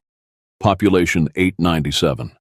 The kind of place where everyone knew your name and you couldn't get a burger without someone asking about your family. I loved the peace and quiet. That's why I never left. It's not like I was some big city cop looking to get out of the hustle. No, I just wanted things simple. Easy. My name's Terry Dillon, and I've been with the Wainwright Police Department for 11 years now. I've seen my fair share of bar fights and farm disputes, but nothing too serious. Some drunk guy who wants to throw hands because someone looked at his truck funny, or a farmer accusing his neighbor of stealing his chickens. The closest thing we had to excitement was the annual county fair, but that night was different. I got a call from dispatch around 11 p.m. Madeline, our dispatcher, sounded off, nervous even. The static of the radio couldn't hide the tremor in her voice. "Terry, we've got a situation," she said. "Report of a missing couple from the next town over, staying at a cabin in the woods." Missing people weren't exactly common in these parts, and tourists even less so. Why someone would pick North Dakota for a vacation, I'll never know. But hey, people are weird. "Cabins up by the old logging road," Madeline had said. "Apparently no one's seen or heard from them in 3 days. 3 days, I asked, squinting through the windshield into the darkness, watching as moths fluttered against the headlights. "And no one thought to report it earlier?" "Their friends got worried when they didn't come back," she replied, a crackle in her voice. "Figured they'd just lost track of time. You know how people are up there." I sighed and put the truck in drive. Wainwright's woods were dense, but not the kind of place you get lost in easily, unless, of course, you wandered too deep. Even then, you'd hit a road sooner or later. The idea that two people had just vanished didn't sit right with me. The logging road was about 15 miles outside of town, near where the old mill used to operate back in the 70s. I knew the area well. As a kid, I'd gone camping there with my dad, spent summers learning to fish and hunt in those woods. But something about that night, about the way the trees seemed to close in on me, set my nerves on edge. Maybe it was the weather, or maybe it was the idea of searching for a couple who might already be dead. The wind picked up as I drove, sending leaves skittering across the road. The radio crackled with static, and I reached over to adjust it, but the sound persisted. It wasn't just static. It was almost rhythmic, like breathing. I switched it off, preferring the silence to whatever that was. The trees grew denser as I approached the cabin area, their branches scraping against the sides of my cruiser. I'd driven this road hundreds of times, but tonight it seemed narrower, as if the forest was slowly reclaiming it inch by inch. My headlights caught a glimpse of something darting across the road, too fast to make out properly. I slammed on the brakes, the cruiser skidding slightly on the loose gravel. Nothing there, just shadows playing tricks. "Get it together, Terry," I muttered to myself, knuckles white against the steering wheel. The road forked ahead. Left led deeper into the woods, where the newer cabins were built. Right led to the older properties, the ones that had been there since the 60s. According to Madeline, our missing couple, Ben and Catherine Russell, had rented one of the older cabins, a place called Pine Ridge. I turned right, the cruiser bouncing over exposed roots and rocks. The headlights swept across the trees, creating monstrous shadows that seemed to move independently of their sources. That feeling of being watched intensified, making the hairs on the back of my neck stand up. I rubbed my eyes, trying to focus. It had been a long day, and exhaustion was making me jumpy. There were no monsters in these woods. At least, that's what I told myself. The cabin appeared ahead, a dark silhouette against the even darker forest. No lights, no movement. Just an unnatural stillness that made my stomach knot. I pulled up slowly, killing the engine, but leaving the headlights on. They illuminated the front porch, casting long shadows across weathered wood. I grabbed my flashlight and stepped out, the night air hitting me like a cold slap. Fall in North Dakota wasn't kind, especially after sundown. I pulled my jacket tighter and approached the cabin. The steps creaked under my weight, each one a warning I chose to ignore. The front window was dark, but I could see inside slightly, furniture, shadows, nothing moving. I knocked on the door, 3 sharp raps that echoed through the trees. Mr. and Mrs. Russell, Wainwright Police. Anyone home? Silence answered back. I knocked again, harder this time. Hello? Anyone in there? The wind picked up, whistling through the trees, carrying with it a sickly sweet smell that reminded me of roadkill left too long in the summer sun. I covered my nose, trying not to gag. Something wasn't right. Something was very wrong. I tried the door, unlocked. It swung open with a low groan, as if the cabin itself was in pain. The smell intensified, and I had to step back, taking a deep breath of fresh air before continuing. Police, anyone here? I called out, my voice sounding smaller than I intended. The beam of my flashlight cut through the darkness, illuminating a scene that made my stomach turn. The furniture was upended, chairs broken, tables splintered. The walls were marked with long, deep gouges, as if something with massive claws had torn through them in a frenzy. But it was the floor that made me freeze. Dark stains spread across the wooden planks, leading toward the back door. Blood, a lot of it. I radioed Madeline. I'm at the Russell cabin, signs of violence. Blood on the floor. I'm going to check the perimeter, see if I can find them. Want me to send backup? Her voice crackled through the static. I hesitated. Protocol said yes, but backup meant Sheriff Cole, and he was probably 3 beers deep at the Rusty Nail by now. Besides, this was my first real case since coming back on duty. I wanted to handle it myself. Negative. I'll check it out first, let you know what I find. Be careful, Terry, she said, concern evident even through the poor connection. Something about this doesn't feel right. When does it ever? I replied, trying to sound more confident than I felt. I ended the call and moved toward the back door, following the trail of blood. It led outside, into the woods. The night seemed to press in around me, a living, breathing thing watching my every move. I stepped outside, my flashlight beam catching something reflective near the tree line. Glass. I moved closer and realized it was a camera, broken and covered in blood. Next to it lay a man's shoe, torn and dirty. The trail of blood continued into the woods. I knew I should wait for backup, knew this was beyond what a small-town cop should handle alone. But I also knew that if the Russells were out there, injured and alone, every minute counted. I took a deep breath and stepped into the tree line, leaving the relative safety of the cabin behind. The forest swallowed me whole, darkness closing in from all sides.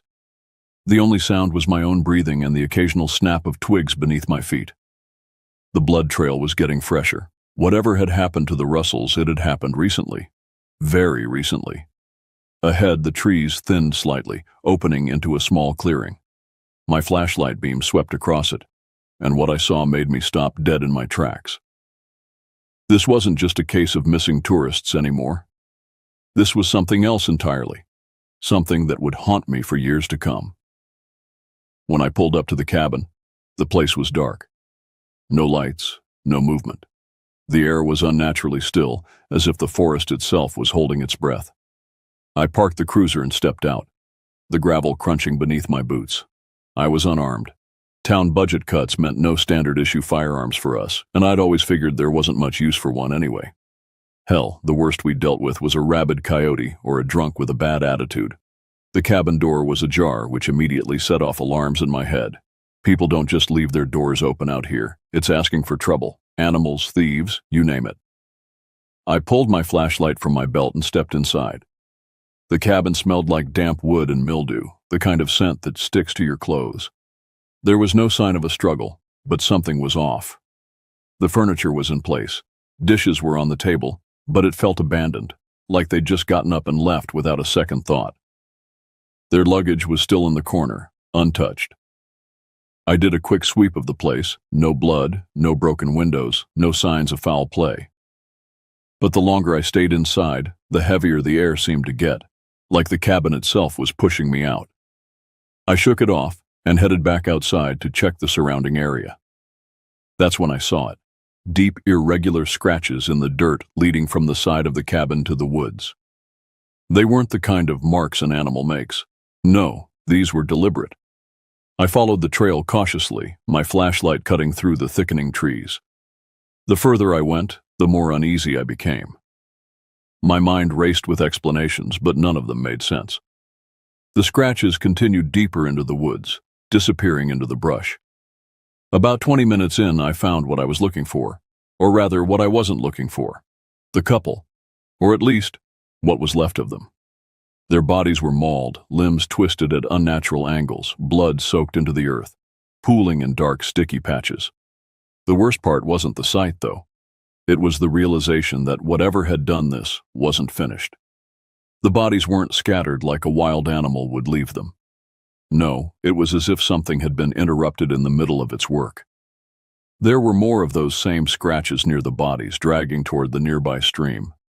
I knelt down, examining the ground around them. Whoever or whatever had done this wasn't just killing, it was collecting. I ran my hand through my hair, trying to think, to make sense of the mess in front of me. I didn't have long to ponder. Behind me there was a sound, a low, heavy rustling in the trees. I turned, my flashlight darting between the trunks. The air had changed, thicker, with a stench that hit my nose like a punch. Decay, sweat, something old and rotting. And then I saw it. The thing moved through the trees with an unnatural speed, like it was dragging itself on all fours but still managing to keep pace with me. It was hard to see clearly, but from what I caught in the light, it wasn't anything I'd ever seen in these parts. It was massive, bigger than any animal I knew of, and its body seemed twisted, wrong.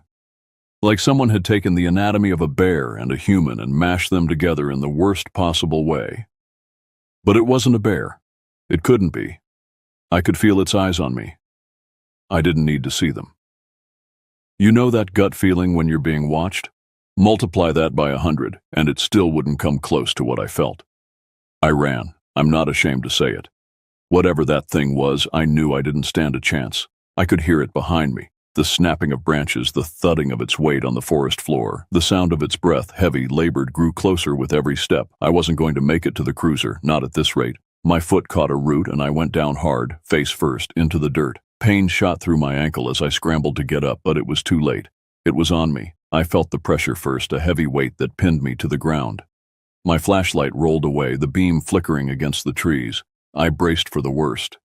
Then it stopped. The pressure lifted and the sound of rustling faded. I lay there, breathing hard, trying to process what had just happened. Slowly, I pushed myself up, wincing at the pain in my leg. My flashlight was still flickering in the distance, casting weak light on the ground. I crawled over, grabbing it and spinning around to see if the thing was still there. It wasn't, but something else was. At first I thought it was another body, but as I got closer, I realized it was something else entirely, something human, but not. It was hunched over, pale skin stretched tight across bones. Long matted hair hung in front of its face, but the thing wasn't moving. I edged closer, my heart pounding. It looked like a person, but it was all wrong. Too thin, too long-limbed, and it reeked of death. I backed away, shaking, trying to figure out what to do next when I heard another sound. This time, it was a voice, a raspy, choking laugh. The thing in front of me wasn't dead, not yet. I watched in horror as it started to rise, its joints cracking like old wood. That's when I realized. The scratches, the bodies, they weren't just the work of some animal. This thing, it had been hunting and I'd just interrupted its meal. I don't remember running back to the cruiser. I don't remember driving back to town. All I know is I made it, barely. The next morning when I reported what happened, no one questioned me. They didn't ask for details, didn't send anyone up to the cabin. It was like they already knew, like they'd been waiting for this to happen. And as I sat in the station trying to piece it all together, I realized something. Whatever that thing was, whatever I'd seen, it wasn't going to stop. They didn't disappear, though. The bodies, they were real. Just like that thing, whatever it was. As I sat at my desk, hands still shaking, I tried to write up my report. How do you describe something you can barely comprehend? How do you put into words a horror that defies explanation? The station was quiet that morning. Most of the staff hadn't arrived yet, and I was grateful for the solitude.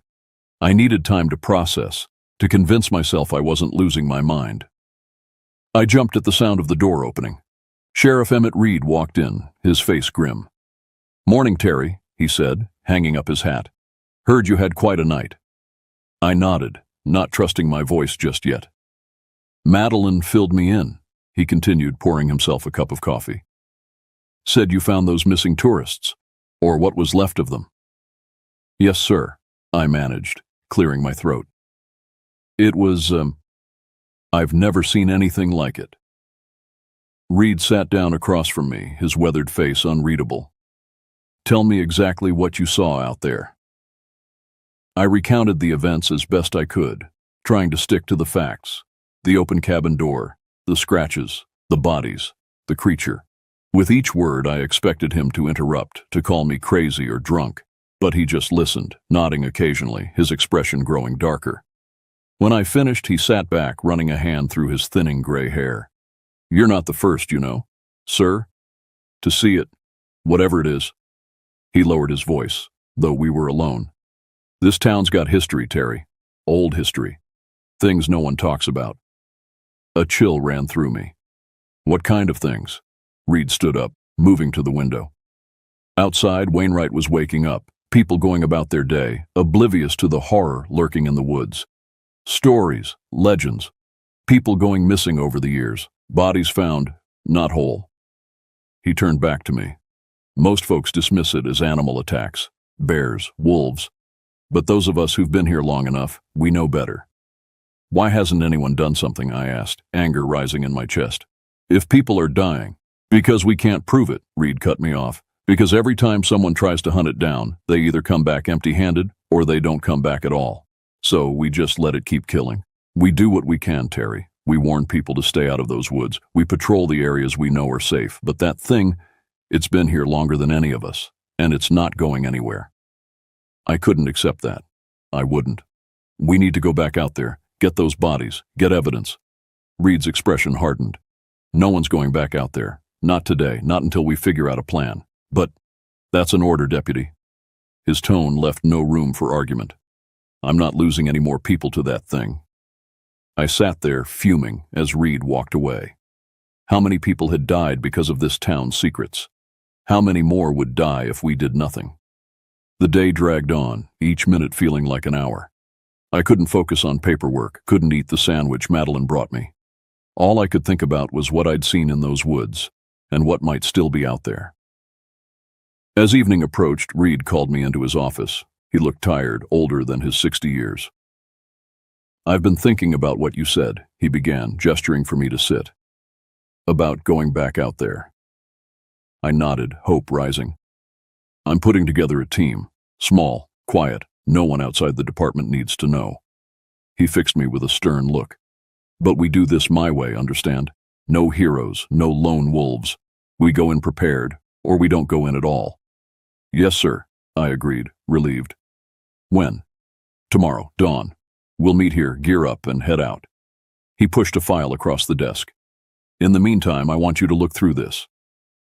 I opened the file to find old reports, some yellowed with age, missing persons, animal attacks, strange sightings dating back decades. Do your homework, Terry, Reed said quietly. Know what we're up against. I spent the night at the station poring over the files. The pattern was clear. Every few years, disappearances spiked, always in the same area, always explained away as accidents or animal attacks. Some reports included witness statements describing a creature much like what I'd seen, large, malformed, moving with unnatural speed. The descriptions varied in detail, but the terror in the words was consistent. One report from 1976 caught my attention. A hunter named Joseph Blackstone had encountered the creature and managed to wound it before escaping. His description was more detailed than most, a bipedal figure, over 7 feet tall, with elongated limbs and a face that was almost human, but twisted by something inhuman. Blackstone had led a group of men back to hunt the creature, but they found nothing. 2 weeks later, Blackstone was found dead in his home, his body mutilated in the same manner as the victims in the woods. The message was clear. This thing could follow you home. I must have dozed off because the next thing I knew, Reed was shaking me awake. Dawn light filtered through the blinds, casting long shadows across the room. Time to go, he said simply. Outside, 3 other officers waited by a pair of cruisers. Ricky Walsh, a young deputy who'd only been with us a year. Hank Peterson, an old-timer who'd been Reed's partner back in the day. And Lucy Keller, our firearms specialist. We geared up in silence, checking weapons and radios. Reed had brought shotguns, rifles, even an old military-issue flare gun. This wasn't a search party. It was a hunting party. We stay together, Reed instructed as we loaded into the vehicles. No one wanders off no matter what. If you see something, you call it out. If I say run, you run. No questions, no hesitation. Clear? We all nodded, the gravity of the situation settling over us like a shroud. The drive to the logging road was tense, no one speaking. I directed them to the cabin, my stomach nodding as we approached. In the daylight, the place looked almost ordinary, just another neglected vacation rental. But the scratches were still there, leading into the woods. That's our trail, I said, pointing. Reed nodded, his face grim. Let's go get those bodies then. Proof that something's out there. We moved into the forest in formation, Reed and Peterson leading, Lucy and Ricky on the flanks, me in the center.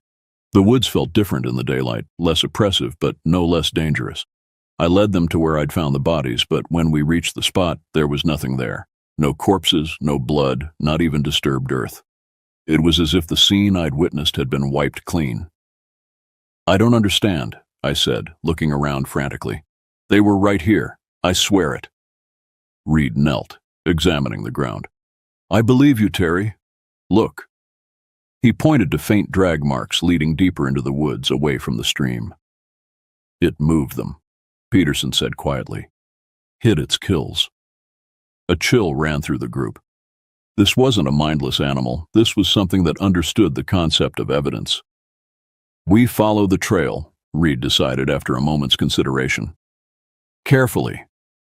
We tracked the drag marks further into the forest, where the trees grew so dense that the sunlight barely penetrated. The air grew colder, damper, filled with the smell of rot. And then we found them. Not just the couple I'd seen, but others. Many others. A grotesque collection of bodies in various states of decay, piled in a ravine like discarded trash. Some were fresh, some were little more than bones. Ricky turned away, retching. Lucy crossed herself, muttering a prayer. Peterson just stared, his face ashen. Jesus, Reed breathed. How long has this been going on? A rustling sound came from above us, branches creaking under weight. We all looked up, weapons raised, and there it was, perched on a thick branch, watching us. In the daylight, I could see it clearly now. Its skin was a mottled gray, stretched over a frame too large for it. Its face was the worst part, features almost human but distorted, like a reflection in troubled water. Its eyes, though, its eyes were intelligent, aware, and they were fixed on me. For a moment, no one moved. Then, without warning, it leapt down, landing with inhuman grace despite its bulk. Reed fired first, the shotgun blast echoing through the trees. The creature staggered but didn't fall. Run! Reed shouted, firing again, but it was too late. The thing moved with terrifying speed, knocking Peterson aside like he was nothing. Lucy got off 2 shots before it reached her, its clawed hand tearing across her chest. She fell, screaming. Ricky and I pulled her back, firing as we retreated. The creature advanced, seemingly unfazed by the bullets. Reed stood his ground, emptying his shotgun into the beast. It paused, looking down at the wounds in its chest. Then it looked up at Reed, and I swear it smiled. What happened next will stay with me forever. The creature lunged, and Reed was gone, dragged into the trees with a speed that defied belief. His scream cut off abruptly, replaced by a wet, tearing sound that made my stomach turn. Go, go, I shouted, helping Ricky drag Lucy back toward the cabin. Peterson was right behind us, firing blindly into the trees. We didn't make it far before it came for us again. A blur of movement, and Peterson was down, clutching at his throat, blood spurting between his fingers.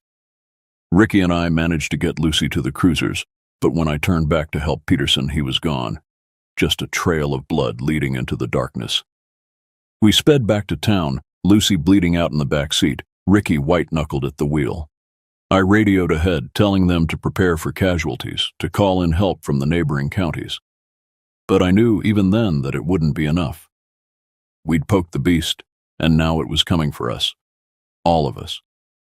I spent the next few days on edge, pacing the station, the events replaying in my mind like a broken record. The town was quiet. The usual chatter among the locals stifled as if everyone sensed the unease hanging in the air. I tried to focus on routine tasks, filing reports, answering phone calls, But my thoughts kept drifting back to the cabin and the thing lurking in the woods. The official story was that Sheriff Reed and Deputy Peterson had been killed in an animal attack while investigating a missing persons case. Lucy was in the hospital 2 towns over, fighting for her life. The wounds she'd sustained were unlike anything the doctors had seen before. Not quite bear, not quite wolf. Something else. Ricky had quit the force the day after, packed up his truck, and left town without saying goodbye. I couldn't blame him. If I had anywhere else to go, I might have done the same. With Reed gone, I was acting sheriff now, at least until the county could send someone to replace him. The responsibility weighed on me like a physical thing, pressing down on my shoulders, making it hard to breathe. One night, while poring over the few leads we had on the missing couple, Madeline called me into the break room. Her expression was grave. "Terry, you need to see this." She handed me a newspaper, the headline bold and jarring, "Mysterious Disappearances in North Dakota. Locals fear the worst." As I read through the article, my heart sank. It detailed reports of hikers gone missing, strange noises in the woods, and sightings of an unidentifiable creature. A sense of dread settled over me. This was bigger than I thought. The thing wasn't just a local legend. It was real, and it was actively hunting. "Are we going to do something about this?" I asked, my voice low. Madeline shrugged, glancing at the floor. "The county says there's nothing to worry about, just local lore. You know how people get." "But we know what we saw," I insisted. "People are disappearing, and we're sitting on our hands." She sighed. "What do you want me to do? It's just us out here. If we start a panic, who knows what'll happen?" I left the break room feeling frustrated. I needed to do something. But what?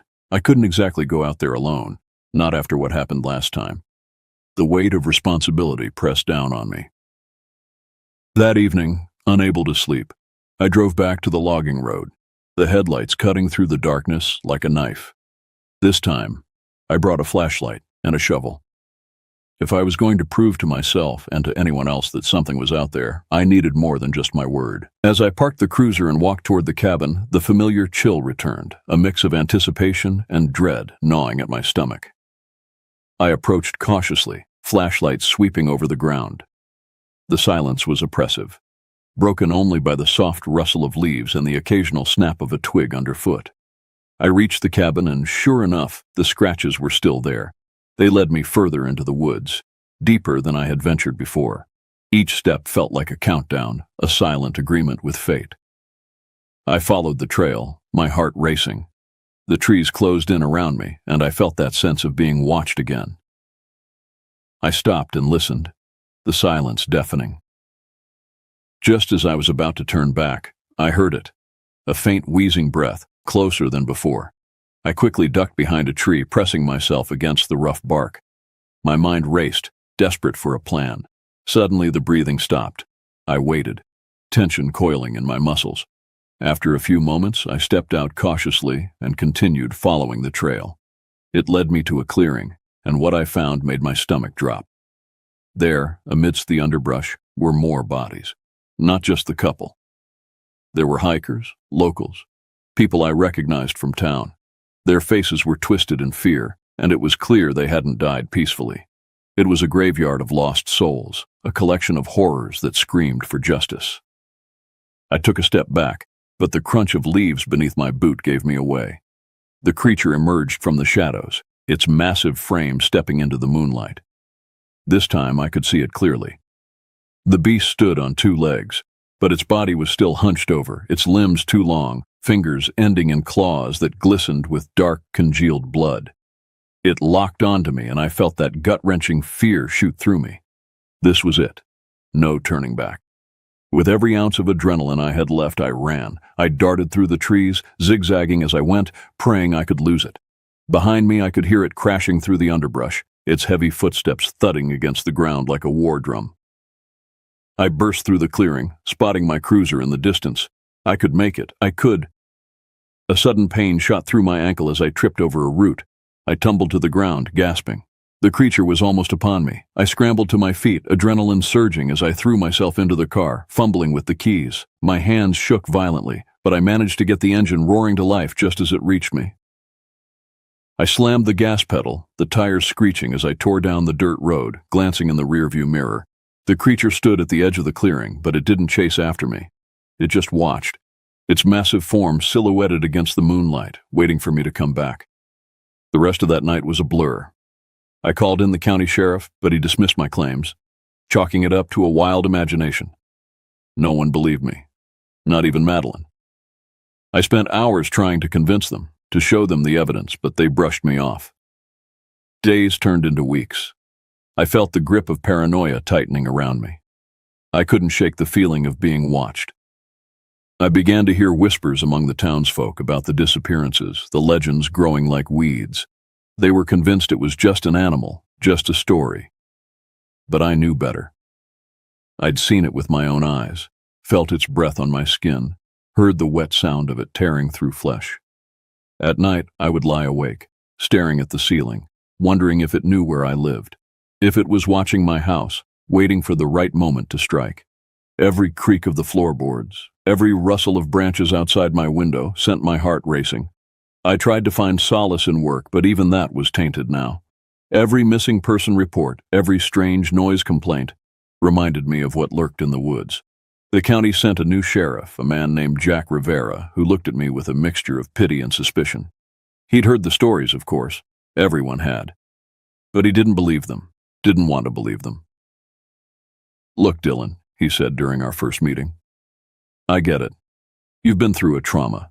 Losing Reed and Peterson like that, it's enough to mess with anyone's head. I know what I saw," I insisted, trying to keep my voice steady. Rivera sighed, leaning back in Reed's old chair. It would always be Reed's chair to me. "What you think you saw. The mind plays tricks, especially under stress. You think I imagined it? That I imagined all those bodies? I think you saw a bear attack and your brain filled in the gaps. It happens." I wanted to argue, to make him understand, but I could see it was pointless. He'd made up his mind before he even arrived in Wainwright, so I retreated, did my job, kept my head down, but I didn't stop watching, waiting. I knew it would happen again, it was just a matter of time. And sure enough, 3 weeks after Rivera took over, the calls started coming in again.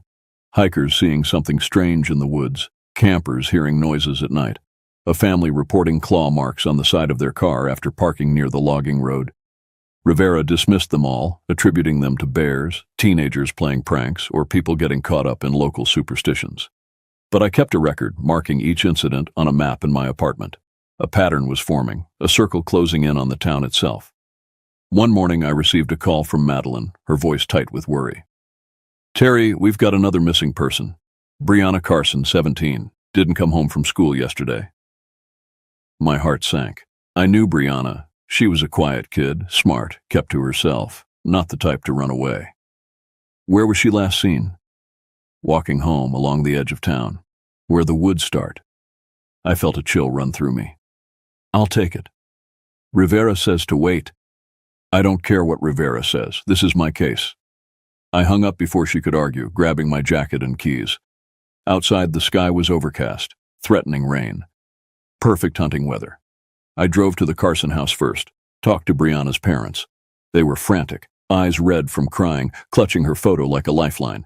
I promised to find her, though I knew in my gut it might already be too late. Her usual route home took her past the eastern edge of town, where the forest crept close to the backyards of the outermost houses. I walked the path slowly, scanning the ground for any sign of disturbance. At the point where the sidewalk ended and a dirt path continued into the trees, I found it. A single shoe, small, clearly belonging to a teenage girl. And beside it, those now familiar scratches in the earth. My radio crackled. "Dylan, where are you?" Rivera's voice irritated. "I'm following a lead on the Carson girl," I replied, keeping my voice neutral. "I told Madeline to have you wait for me." "Didn't have time. I think I've found something." I described the shoe but deliberately left out the scratches. He wouldn't understand. Wouldn't believe me. "Stay put. I'm sending Gomez to back you up." "Can't wait. The trail's fresh, and it's going to rain soon." I switched off the radio before he could respond. I knew I was probably ending my career, but at that moment, I didn't care. Finding Brianna was all that mattered. I followed the trail into the woods, moving as quietly as I could. This time, I was armed, my personal sidearm tucked into my belt. If I encountered the creature again, I wouldn't be defenseless. The path led deeper into the forest, away from town, toward a part of the woods I wasn't familiar with. The trees grew denser, older, their twisted branches blocking out what little daylight filtered through the clouds. After about 20 minutes of tracking, I heard something, a soft whimpering, barely audible over the rustle of leaves. I froze, listening intently. There it was again, the sound of someone in pain trying not to make noise. I moved toward the sound, stepping carefully to avoid alerting whatever might be nearby. In a small depression between two large boulders, I found her. Brianna was curled up, shivering, her clothes torn and dirty. Her leg was bent at an unnatural angle, clearly broken. When she saw me, her eyes widened in terror. "It's okay," I whispered, kneeling beside her. "I'm here to help. Deputy Dillon, remember? We met at the school career day." Recognition flickered in her eyes, followed by relief. "It's out there," she breathed, her voice barely audible. "I saw it. It chased me. I fell. My leg."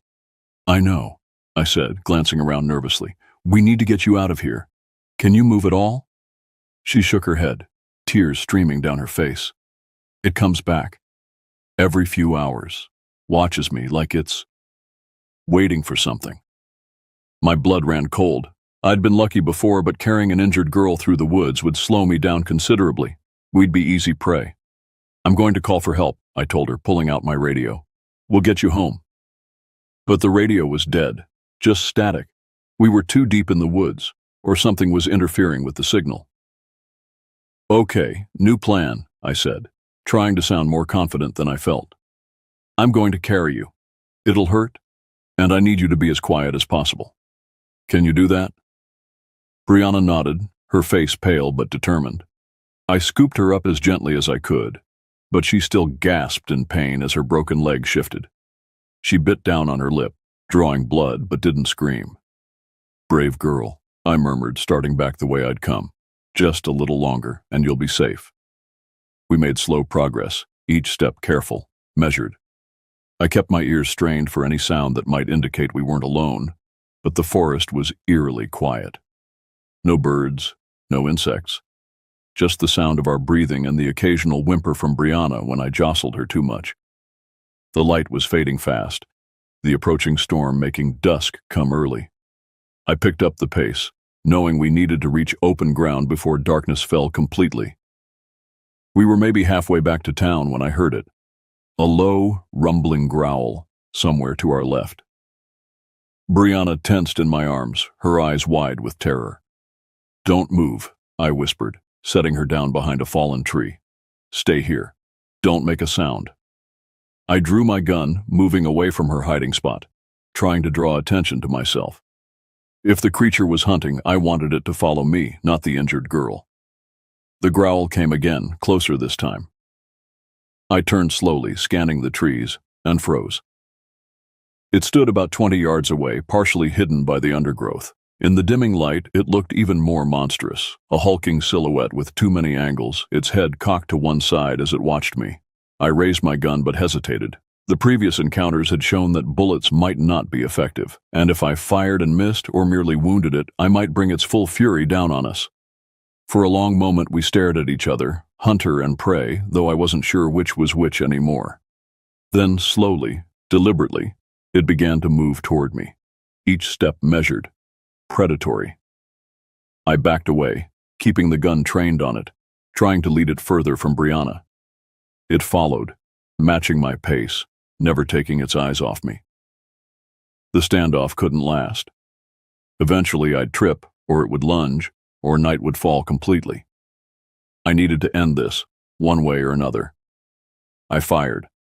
The shot echoed through the trees, startling a flock of crows into flight. The creature staggered, a dark stain spreading across its chest, but it didn't fall. Instead, it let out a roar that seemed to shake the very air, a sound of rage and hunger and something else, something almost human. It charged. I emptied the gun, each shot finding its mark, but still it came, moving with that unnatural speed.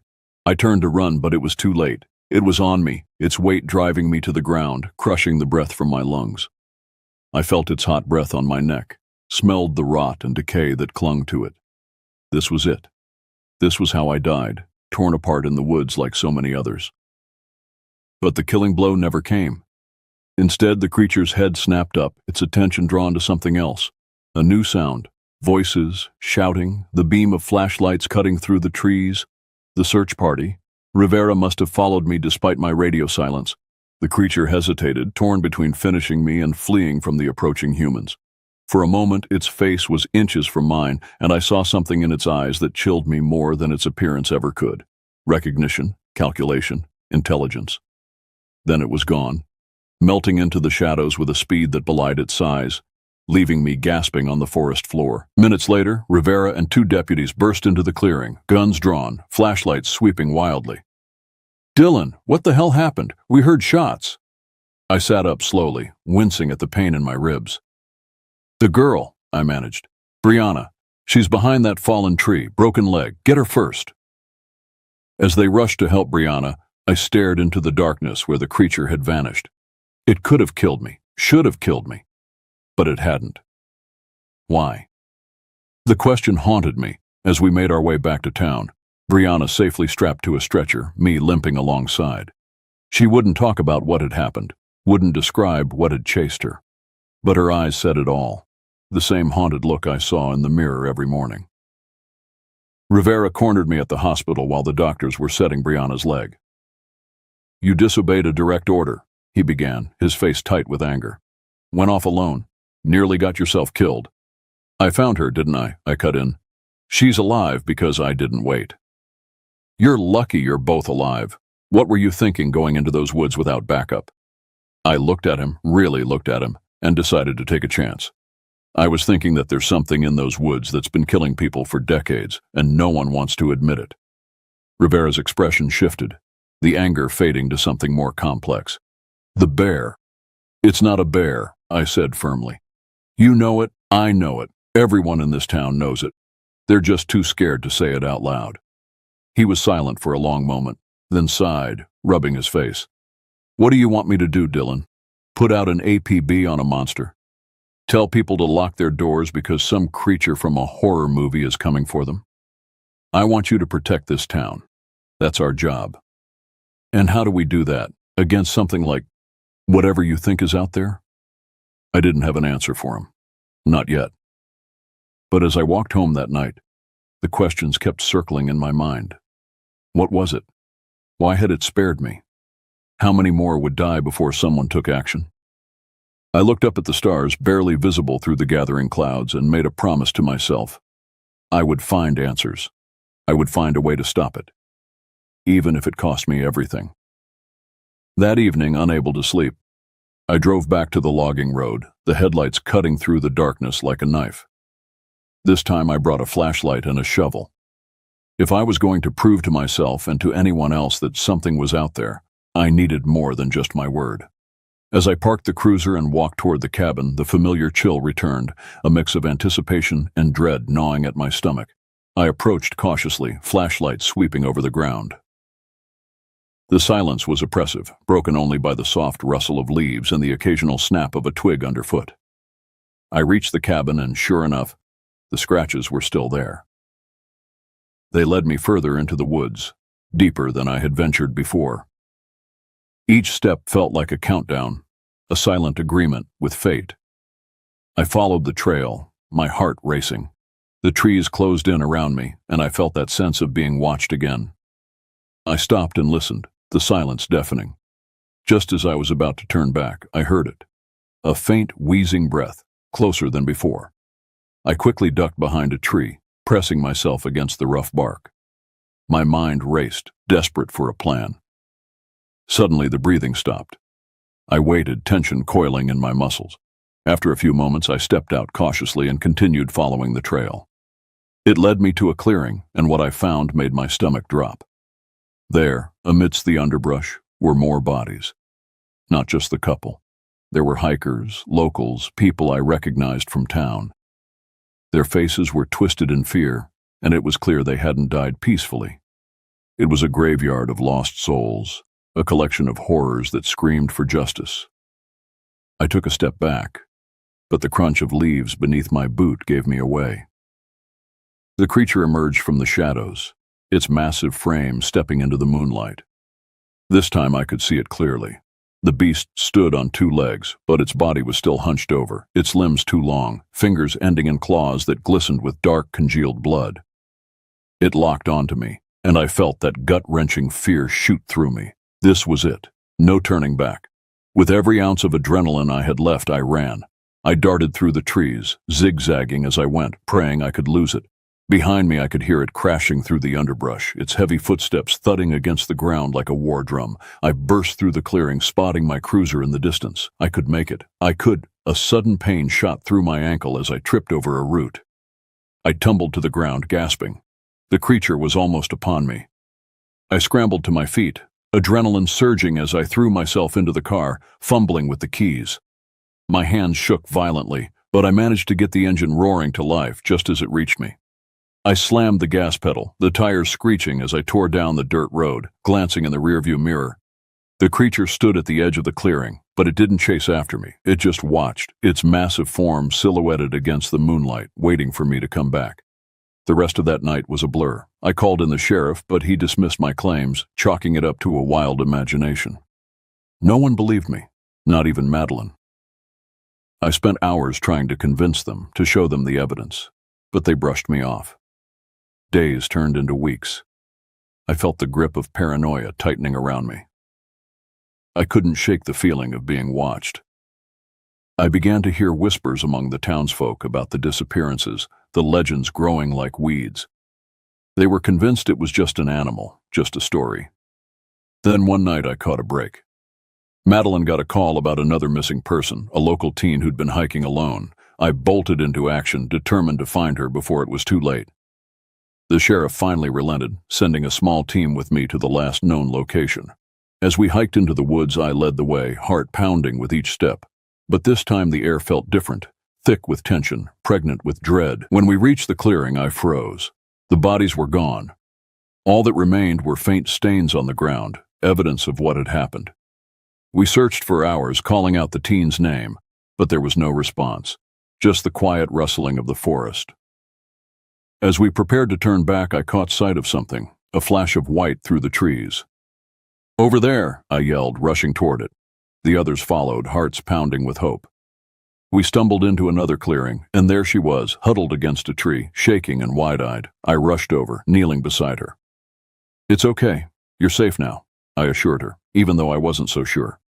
But before I could get her out, the air shifted again. That same suffocating feeling returned, and we were surrounded. The creature emerged from the trees, dragging something behind it, a body. A primal scream tore through the night. It lunged at us, and I could feel the world closing in. I had to protect the girl. The sheriff shouted orders, but they were lost in the chaos as we scrambled for cover. The creature was faster, stronger, and it caught one of my colleagues before we could even react. The screams echoed through the trees, drowning out everything else. In that moment of pure adrenaline, I remembered the shovel I'd brought from the cruiser. I grabbed it from the ground where I'd dropped it earlier and raced toward the thing, my heart pounding in my ears. With every ounce of strength, I swung the shovel, catching the creature across its side. It let out a horrible screech, the sound reverberating in my bones. But it wasn't enough. It turned, swiping at me with a claw that felt like a freight train.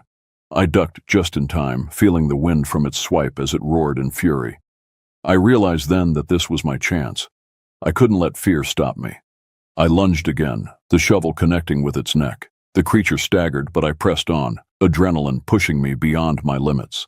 With a final desperate swing, I struck its head.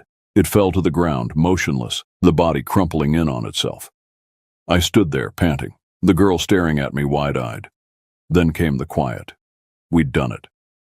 I looked around, catching the terrified expressions of my colleagues as they realized what had just happened.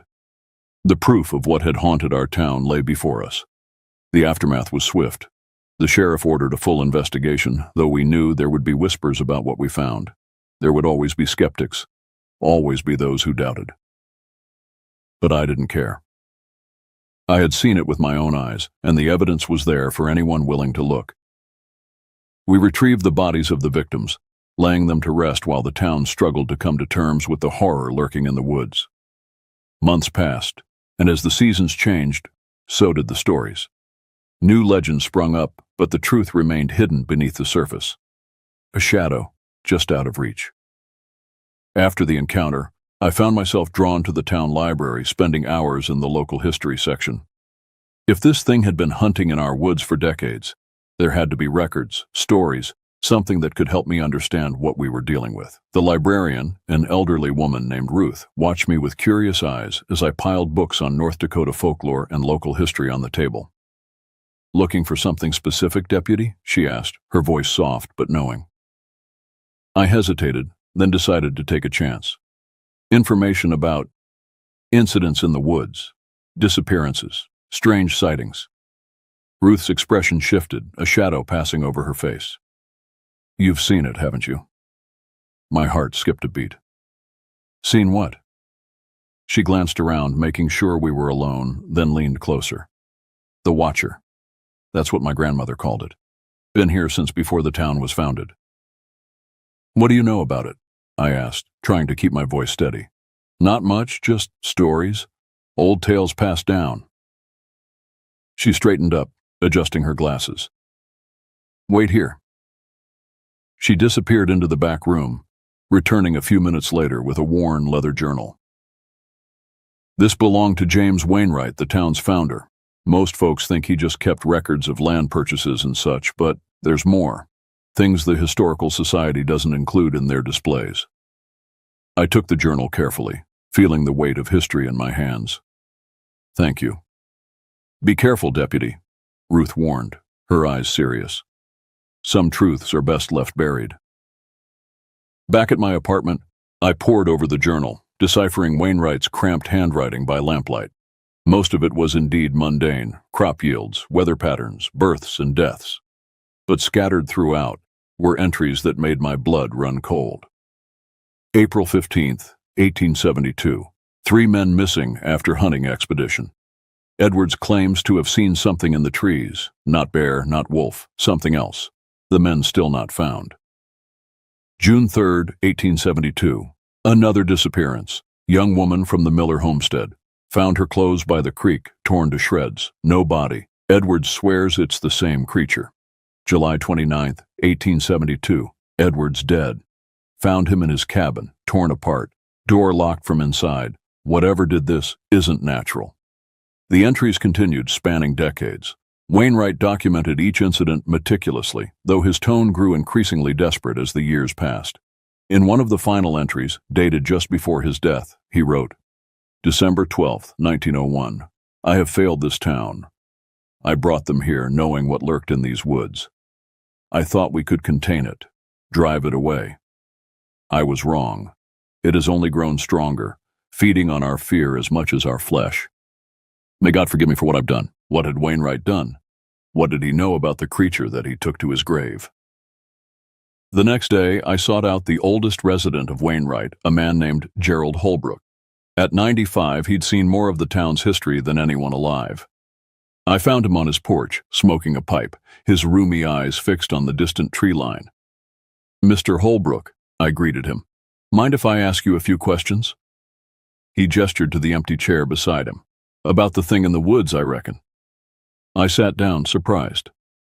"How did you—" "News travels fast in a small town. Heard you've been asking around, digging up old stories." He tapped his pipe against the porch railing. "Saw it myself once. Back in '43, before I shipped out for the war, didn't know what it was then. Still don't." "But you believe it's real?" Gerald laughed, a dry sound like leaves rustling. "Real as you and me. Been taking folks from these parts for generations. Comes and goes in cycles. Few years of peace, then it gets hungry again. Has anyone ever tried to stop it? To hunt it down?" His expression darkened. "Many have tried. Few have lived to tell about it." He leaned forward, lowering his voice. "There was a group, back in the '50s. Local men, veterans mostly, called themselves the Watchers. They knew about it, tracked it, tried to keep people safe. What happened to them? One by one, they disappeared. Last one was my friend, Earl Simmons. Found him in the woods, or what was left of him. After that, no one wanted to talk about it anymore. Easier to blame bears or wolves or drifters passing through. I digested this information, the pieces starting to come together. Do you think it can be killed? Gerald studied me for a long moment. Maybe. But ask yourself this, deputy. What happens if you wound it, but don't kill it? What happens if you make it angry? The question haunted me as I continued my research. I delved into other towns' records, looking for similar patterns of disappearances and deaths. I contacted wildlife experts, described the creature without mentioning the supernatural aspects, asked if any known animal could match the description. The answers were always the same. Nothing in North American wildlife fit the profile. Not even the most aggressive bear or wolf would stalk humans so deliberately, so intelligently. One night, frustrated by the lack of concrete information, I drove to the County Historical Society, hoping their archives might contain something Wainwright's journal had missed. The building was closed, but I had a key, one of the perks of being law enforcement in a small town. I let myself in, flipping on the lights and making my way to the records room. Hours passed as I sifted through dusty boxes of photographs, letters, and newspaper clippings. Most were mundane. Harvest festivals, church picnics, the occasional wedding or funeral. Then I found it, in a box labeled simply, Miscellaneous, 1890-1910. A faded photograph of 5 men standing in front of the old mill. 4 were smiling, dressed in their Sunday best. But the 5th, standing slightly apart from the others, caught my attention. He was tall, unnaturally so, his face blurred as if he'd moved during the exposure. But it wasn't the blur that made me pause, it was his hands. Even in the grainy photograph, I could see they were wrong, too long, the fingers tapering to points rather than blunt tips.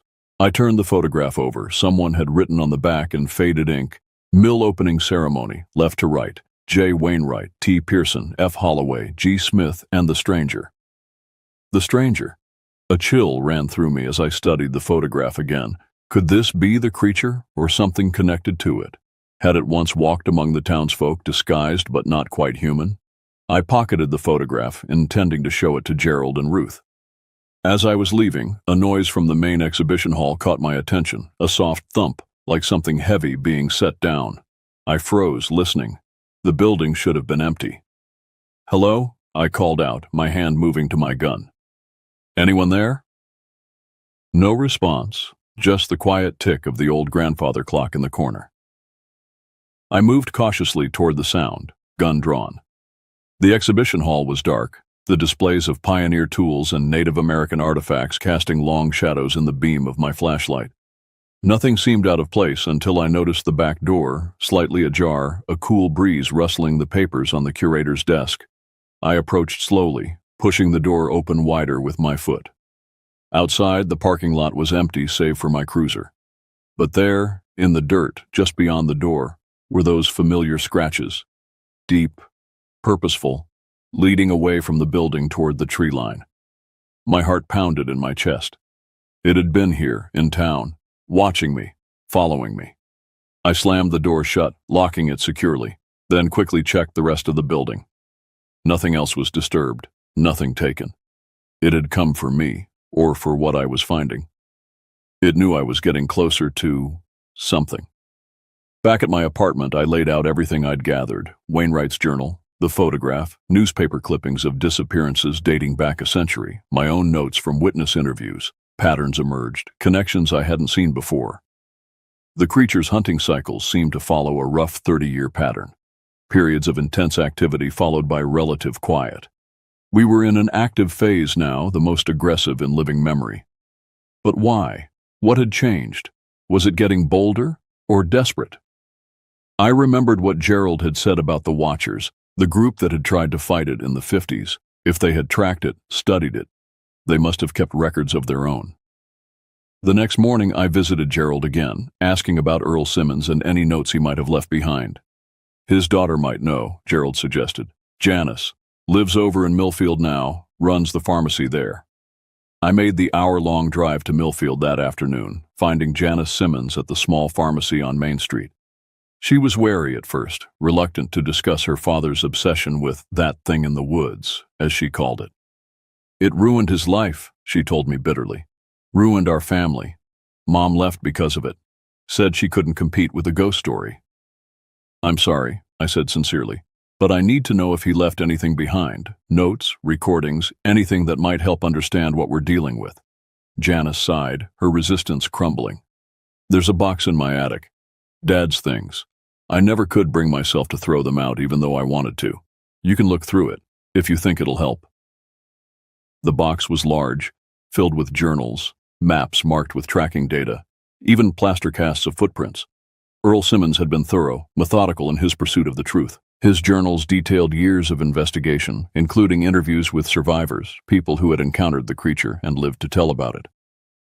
Most described the same thing, a humanoid figure of impossible proportions, moving with unnatural speed, displaying intelligence beyond any animal. But it was one of the later entries that caught my attention. October 3rd, 1958. We found the cave today, deep in the northern woods, hidden behind a waterfall. The entrance was marked with symbols I've never seen before, old, carved into the stone. Inside, the walls were covered with paintings, ancient, showing the thing and people worshipping it, bringing it sacrifices. Webb thinks it's been here for thousands of years, that the native tribes knew about it, feared it, called it the hunger that walks. We're going back tomorrow with better equipment, try to document everything. This could be the breakthrough we've been waiting for. There were no more entries after that. According to Gerald, Earl and the others had disappeared the next day. Their equipment was found at the cave entrance, but the men themselves were never seen again. A cave, symbols, ancient paintings. This was something new, something none of my other sources had mentioned. Could this be the creature's lair, its origin? I needed to find that cave, but the northern woods covered hundreds of square miles. Without more specific information, it would be like looking for a needle in a haystack. But Earl had mentioned a waterfall. There weren't many in this part of North Dakota, especially ones large enough to conceal a cave entrance. I spread out a topographical map of the area, searching for any indication of significant water features. There, about 20 miles north of town, a small blue line indicating a stream, with a notation for a waterfall. It was in a remote area, rarely visited even by the most adventurous hikers. I knew I couldn't go alone. This time, I needed backup, people I could trust who wouldn't dismiss what we might find. Rivera was out of the question. He still clung to the bear attack theory, despite mounting evidence to the contrary. But there were others. Madeline had come around after Brianna's rescue, finally accepting that something unnatural was stalking our woods. And there was Rivera's deputy, Marcus Alvarez, who had grown up with local legends and seemed more open to possibilities beyond the ordinary. I approached them separately, sharing what I'd found, asking for their help.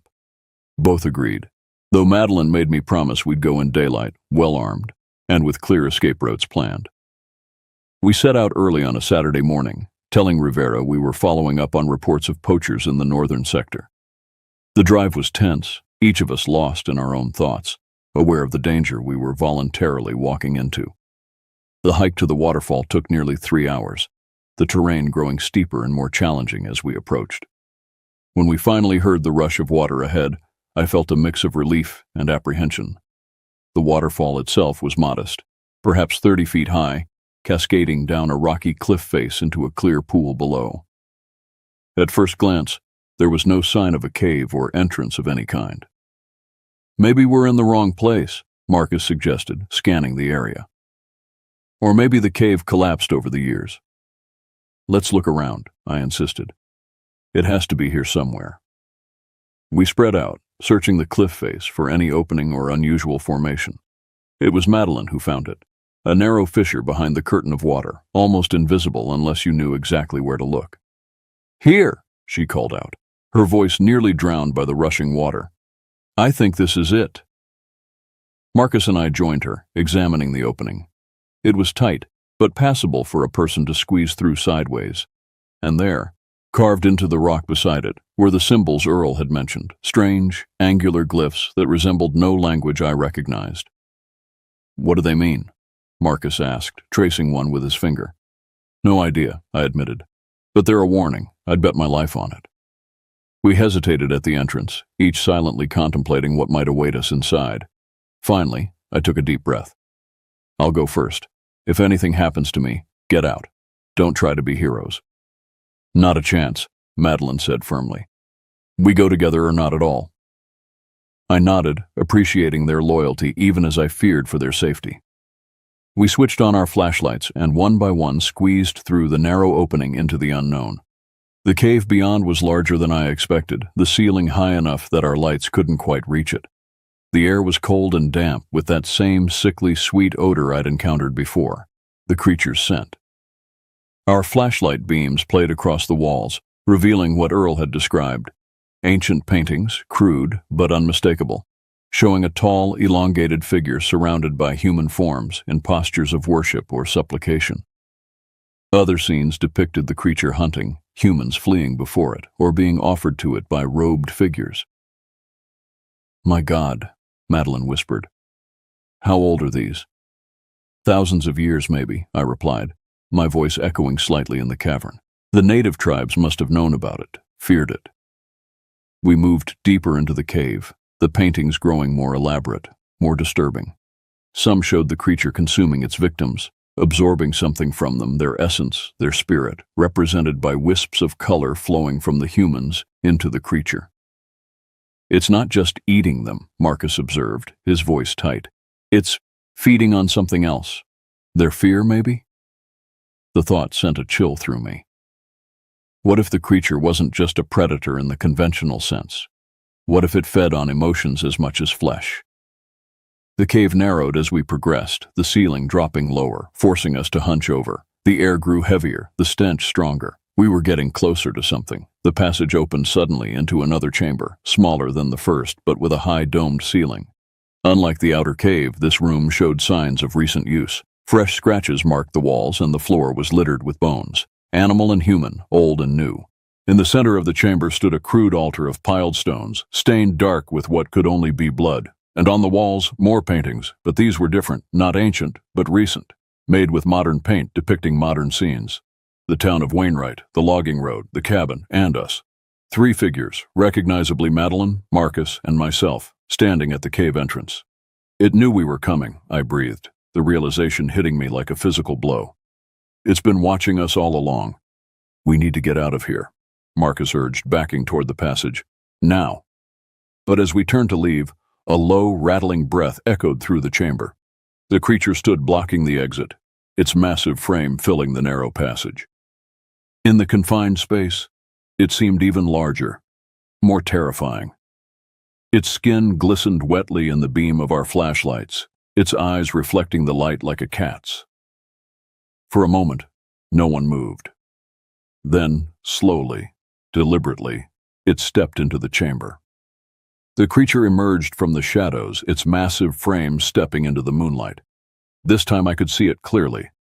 The beast stood on 2 legs, but its body was still hunched over, its limbs too long, fingers ending in claws that glistened with dark, congealed blood. It locked onto me, and I felt that gut-wrenching fear shoot through me. This was it. No turning back. With every ounce of adrenaline I had left, I ran. I darted through the trees, zigzagging as I went, praying I could lose it. Behind me, I could hear it crashing through the underbrush, its heavy footsteps thudding against the ground like a war drum. I burst through the clearing, spotting my cruiser in the distance. I could make it. A sudden pain shot through my ankle as I tripped over a root. I tumbled to the ground, gasping. The creature was almost upon me. I scrambled to my feet, adrenaline surging as I threw myself into the car, fumbling with the keys. My hands shook violently, but I managed to get the engine roaring to life just as it reached me. I slammed the gas pedal, the tires screeching as I tore down the dirt road, glancing in the rearview mirror.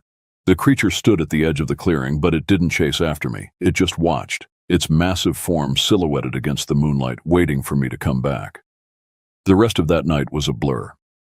I called in the sheriff, but he dismissed my claims, chalking it up to a wild imagination. No one believed me, not even Madeline.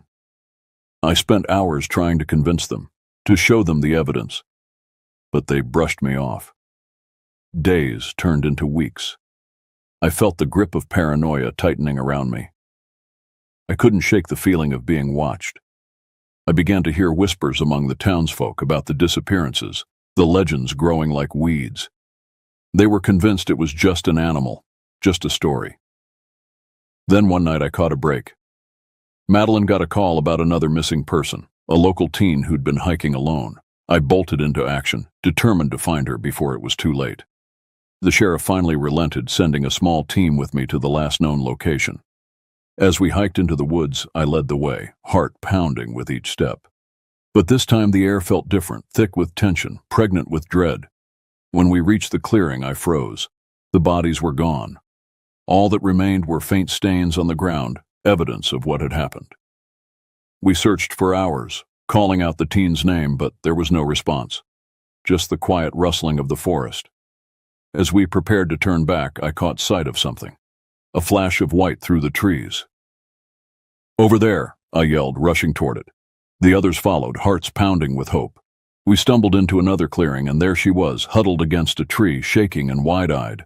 I rushed over, kneeling beside her. "It's okay. You're safe now," I assured her, even though I wasn't so sure. But before I could get her out, the air shifted again. That same suffocating feeling returned, and we were surrounded. The creature emerged from the trees, dragging something behind it, a body. A primal scream tore through the night. It lunged at us, and I could feel the world closing in. I had to protect the girl. The sheriff shouted orders, but they were lost in the chaos as we scrambled for cover. The creature was faster, stronger, and it caught one of my colleagues before we could even react. The screams echoed through the trees, drowning out everything else. In that moment of pure adrenaline, I remembered the shovel I'd brought from the cruiser. I grabbed it from the ground where I'd dropped it earlier and raced toward the thing, my heart pounding in my ears. With every ounce of strength, I swung the shovel, catching the creature across its side. It let out a horrible screech, the sound reverberating in my bones. But it wasn't enough. It turned, swiping at me with a claw that felt like a freight train. I ducked just in time, feeling the wind from its swipe as it roared in fury. I realized then that this was my chance. I couldn't let fear stop me. I lunged again, the shovel connecting with its neck. The creature staggered, but I pressed on, adrenaline pushing me beyond my limits. With a final, desperate swing, I struck its head. It fell to the ground, motionless, the body crumpling in on itself. I stood there, panting, the girl staring at me wide-eyed. Then came the quiet. We'd done it.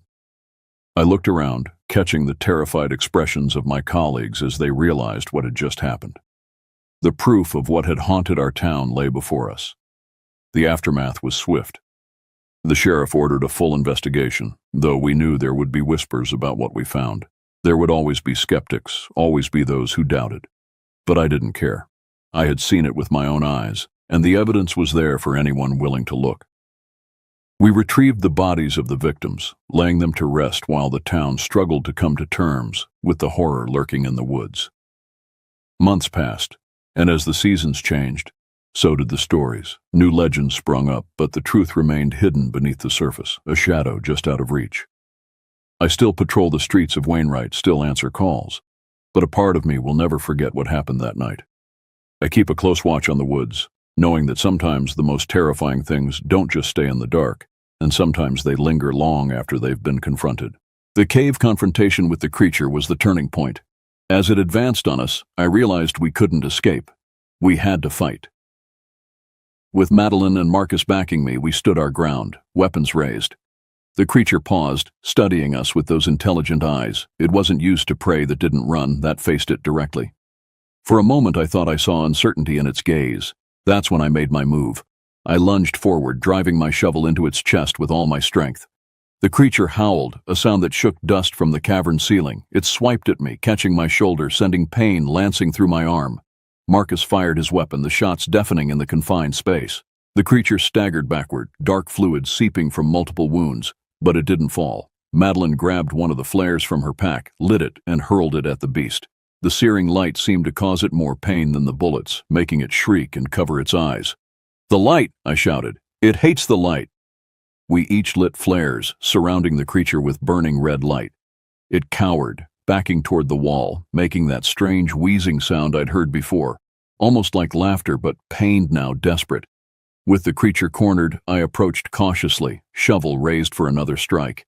But before I could reach it, it did something unexpected. It spoke.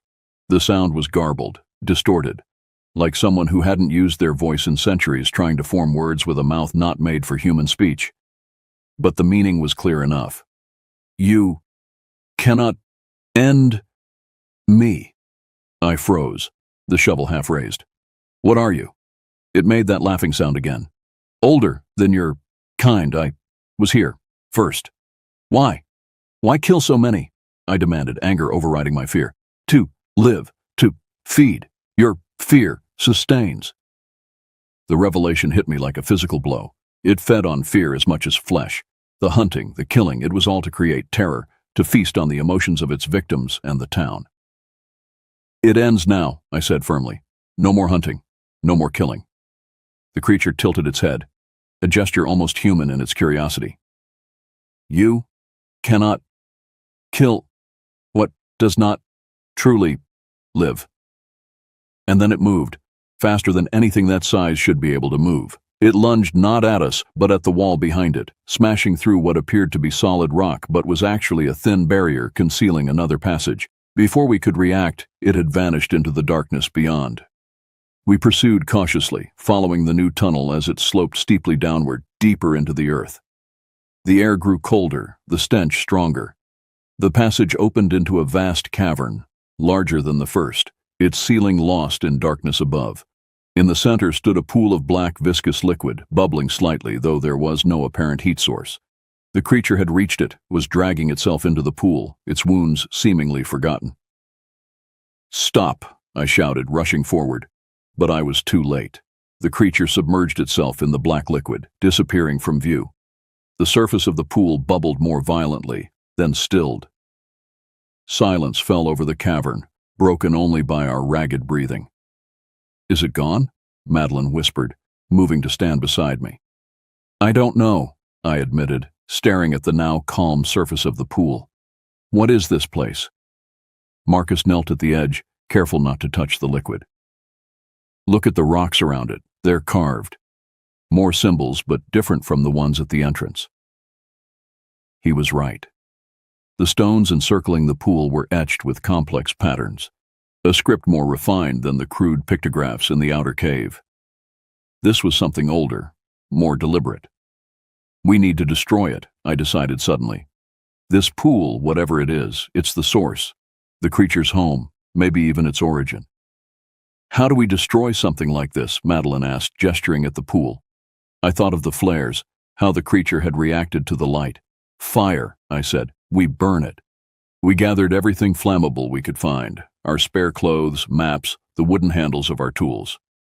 Marcus had a small can of lighter fluid he used for his camp stove. It wasn't much, but it might be enough to start. As we prepared our makeshift pyre, the pool began to bubble again, more violently than before. The liquid rose, forming a shape. Not the creature we had fought, but something larger, less defined. A mass of darkness that seemed to absorb the light from our flashlights. Hurry, I urged, as the darkness continued to rise, taking on a vaguely humanoid shape twice the size of the creature we'd encountered. We threw our bundle onto the surface of the pool and lit it.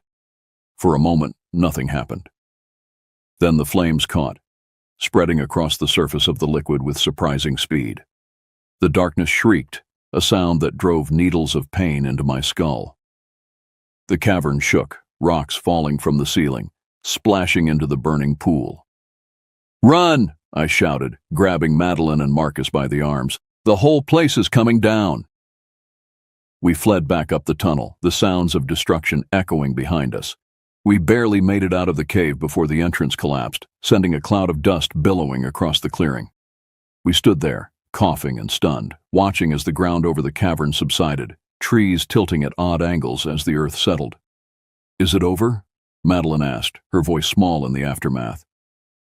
I stared at the collapsed entrance, the fallen trees, the disturbed earth. I don't know, I answered honestly, but we've heard it at least. Maybe enough to make a difference. We made our way back to town, exhausted and battered but alive. Rivera was waiting at the station, his face a mask of fury and concern. Where the hell have you been? He demanded. There's been an earthquake or something up north. Half the town felt it, and you three look like you've been through a war." I exchanged glances with Madeline and Marcus, a silent agreement passing between us. Some truths were too fantastic, too dangerous to share widely. "Just checking out those reports of poachers," I said casually. "Got caught in a rock slide when the tremors hit. Lucky to get out alive." Rivera didn't believe me. I could see it in his eyes, but he didn't press the issue. Maybe he'd finally realized there were some questions better left unasked in Wainwright. In the weeks that followed, a strange peace settled over the town. The disappearances stopped. The feeling of being watched, of something lurking just beyond the tree line, faded. People began to relax, to venture into the woods again without fear. I kept my vigil, patrolling the forest edge each night, watching for any sign of the creature's return. But the woods remained quiet, ordinary. Had we killed it? Trapped it? Or merely wounded it? Sent it into hibernation to heal and return decades later, as it had done before? I didn't know, and the uncertainty gnawed at me. I became the keeper of Wainwright's darkest secret, the guardian against a threat most people preferred to forget or deny. Madeline and Marcus moved on eventually. Madeline to a dispatch position in a larger town, Marcus to the state police. But before they left, we made a pact.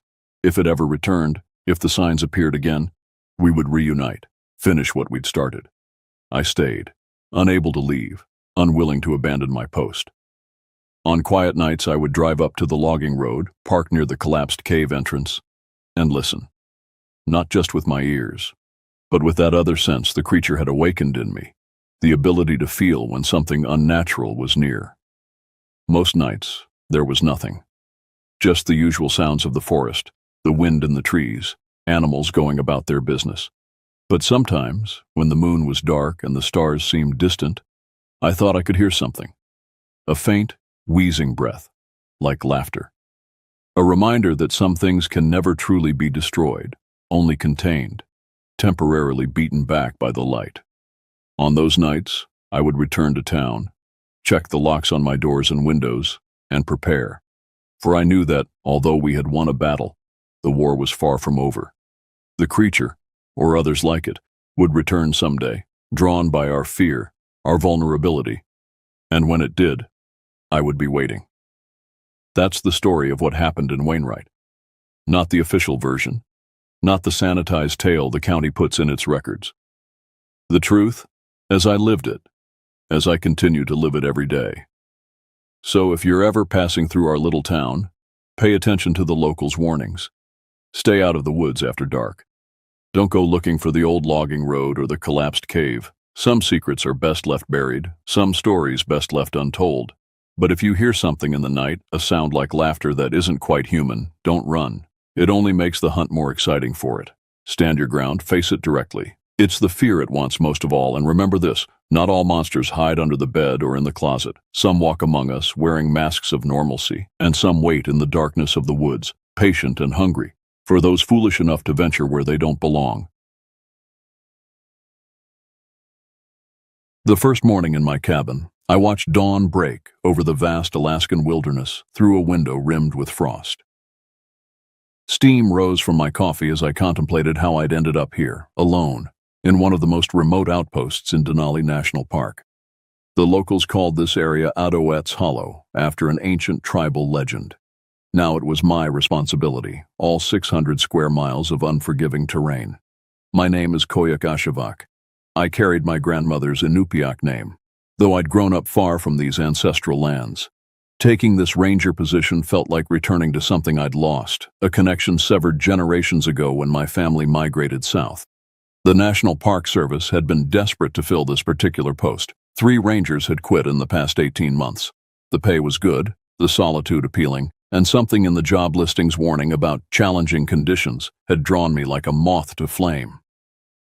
It's not the conditions that drive them away, my supervisor Randall had said during my orientation, his weathered face unreadable. It's the sounds, the tracks, the feeling of being watched. He'd quickly changed the subject, handing me maps of disappearances going back 50 years. My cabin sat beside Lake Tai Yi, a mirror-smooth body of water cradled between towering pines and jagged mountains. The isolation was absolute. The nearest ranger station was 70 miles west, and the closest town twice that distance. My radio worked sporadically. Cell service was a distant memory. 3 days into my posting, I received my first emergency call. A hiker had gone missing from a group campsite 12 miles northeast of my position. I packed my gear methodically: first aid kit, GPS, emergency rations, flares, rifle. Standard procedure, though Randall's parting words echoed. If you're out after dark, don't stop moving, no matter what you hear. The forest welcomed me with a green cathedral of silence. Old-growth cedars and hemlocks created a canopy that strangled the sunlight. My boots crunched through undergrowth as I followed the trail toward the campsite, alert for any signs of the missing hiker. 5 hours in, I found the first abnormality: a hiking boot, abandoned in a small clearing, no signs of struggle. I photographed it, bagged it, and continued on, unease growing as shadows lengthened across my path. The campsite was abandoned when I arrived. 4 tents stood in military precision, but no humans remained. Backpacks leaned against trees, a pot of beans sat on the cold fire pit, and a half-written journal entry lay open on a camp chair. Something's been circling the camp since dawn. Ryan says it's nothing but... The writing stopped mid-sentence. I keyed my radio, reporting the situation, but only static answered. Methodically, I documented the scene, fighting the growing sense that I was being observed. The forest had fallen unnaturally silent. As daylight waned, I made the decision to establish a base at the campsite. Protocol demanded I continue searching, but darkness in these woods was absolute, and something about the abandoned camp suggested a hasty departure rather than violence. I secured the perimeter, built a fire, and prepared for a night of vigilance. The sounds began precisely at 10:17 p.m. Wood knocking, 3 sharp cracks that echoed from the northwest, then again closer, from the east. Traditional knowledge suggested bears sometimes knocked on trees, but the pattern felt deliberate, communicative. I gripped my rifle tighter, scanning the darkness beyond my firelight. At midnight, I heard the first vocalization. Not quite human, not quite animal. A long, wavering call that raised every hair on my body. It came from the ridge above the campsite, perhaps half a mile distant. Minutes later, an answering call echoed from the opposite direction. Whatever made those sounds, there were at least 2. The forest floor vibrated with heavy, deliberate footsteps, circling the perimeter of my camp. Something large was pacing just beyond the firelight. I called out official warnings, identifying myself as a park ranger, but the footsteps continued their methodical circuit. At 2:36 a.m., I found the first track. A bare footprint pressed deep into the soil at the camp's edge. 18 inches long, humanoid but with splayed toes and unusual arch structure. I photographed it beside my boot for scale, noting the clear dermal ridges, fingerprints essentially, visible in the impression. Whatever left this track had skin, not fur on its feet. Dawn brought relief and new horrors. The campsite remained undisturbed, but surrounding it, pressed into the soft earth, dozens of the same massive footprints formed a perfect circle around my position. More disturbing were the claw marks on trees at heights of 9 to 10 feet, deep gouges in the bark that hadn't been there the previous evening. I followed the freshest tracks north, up the ridge where I'd heard the first calls. The forest grew denser, the underbrush showing signs of recent disturbance, broken branches and compressed vegetation indicating the passage of something substantial. The air grew thick with an unmistakable musky odor, similar to wet dog but with undertones of something putrid. 2 miles from camp I found where they had gathered.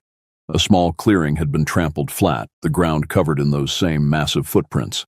At the center lay a pile of bones, deer mostly, but a chill ran through me when I spotted what appeared to be a human femur.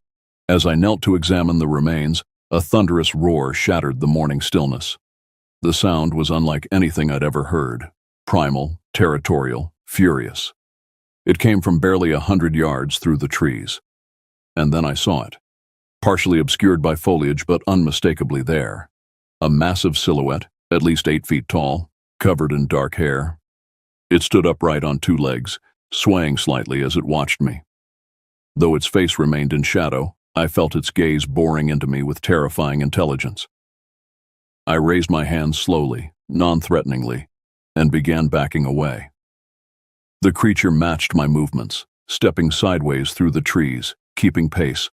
My training dissolved as primal fear took hold. I turned and ran, abandoning protocol and equipment in my desperation to escape. The thing followed, its powerful strides easily keeping pace through the underbrush. I crashed through the forest, lungs burning, the heavy footfalls behind me growing closer with each second.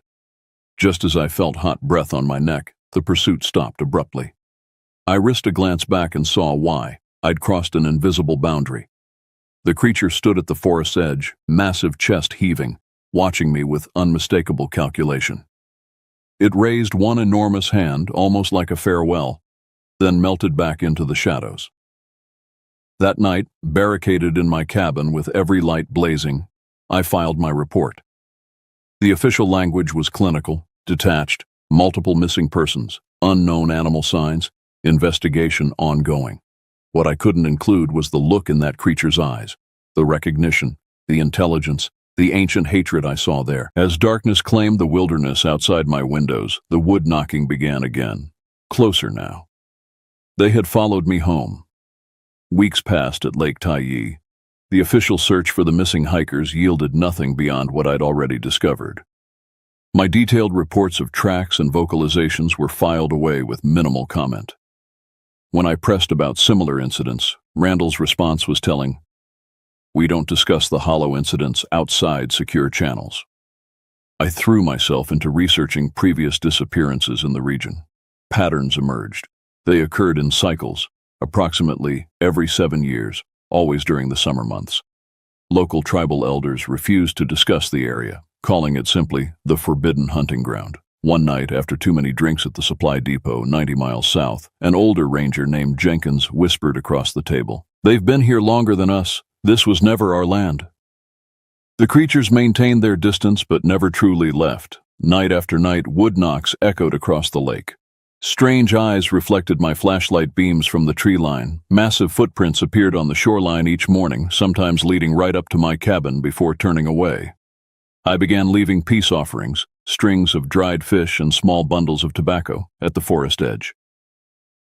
The morning after my first offering, I found the tobacco gone, replaced with a perfectly symmetrical arrangement of polished stones. Communication had begun. With early August came the next emergency call. A family of 4 had gone off trail near Broken Fang Ridge, 15 miles from my station. Their last communication mentioned strange structures in the trees that looked man-made, but impossibly high up.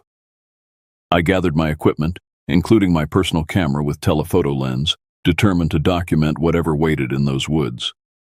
The hike to their last known coordinates took me through increasingly untamed terrain.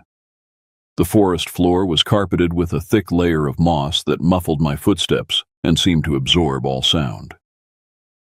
At times, I caught glimpses of movement at my periphery, dark shapes that vanished when directly observed. 6 hours in, I discovered the family's camp.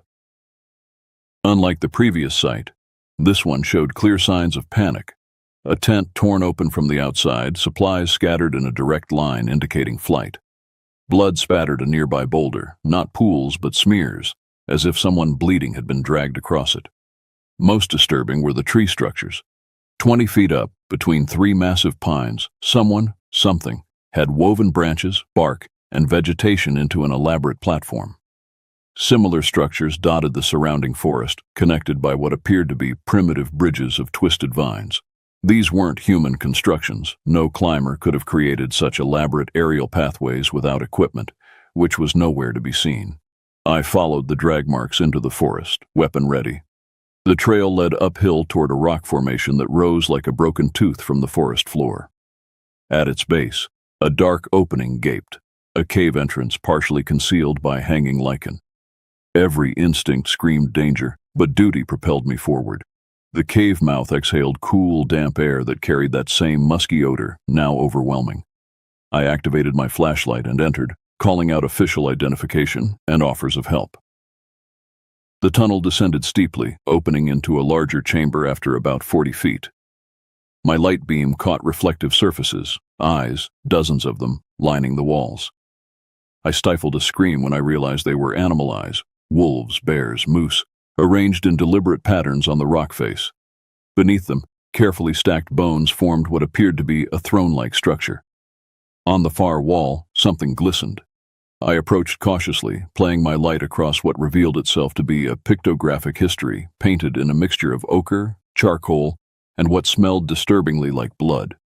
The images told a story spanning centuries: tribal humans hunting alongside massive bipedal creatures, European explorers being torn apart by the same beings, modern humans fleeing as the creatures reclaimed territories. The final image froze my blood. A crude but recognizable rendering of my cabin, with a single human figure inside. My figure, watching, waiting. A low growl from the tunnel entrance spun me around. Massive shoulders blocked the exit, the creature's breath visible in the cool cave air. This close, I could see details my mind struggled to process. Opposable thumbs ending in 4-inch claws, a sloped forehead above deep-set eyes that reflected red in my flashlight beam, teeth too numerous and sharp for any known primate. We stood in silent confrontation for what felt like eternity. Then, slowly, deliberately, it stepped aside, clearing the exit path. The message was unmistakable. I was being permitted to leave. I edged past, keeping my light trained on the creature. It smelled of earth and blood and something ancient. Outside, the forest had darkened to twilight. I noted with horror that I wasn't alone. Dark shapes moved between the trees, at least a dozen massive figures observing my exit from the cave. One approached, larger than the others, its silver-shot fur suggesting great age. It carried something in its enormous hands, a child's backpack, brightly colored and torn. With deliberate movements, it placed the backpack at my feet, then retreated 3 paces. Understanding bloomed cold in my chest. This was negotiation. They were showing me they had the missing family. The question was, what did they want in exchange?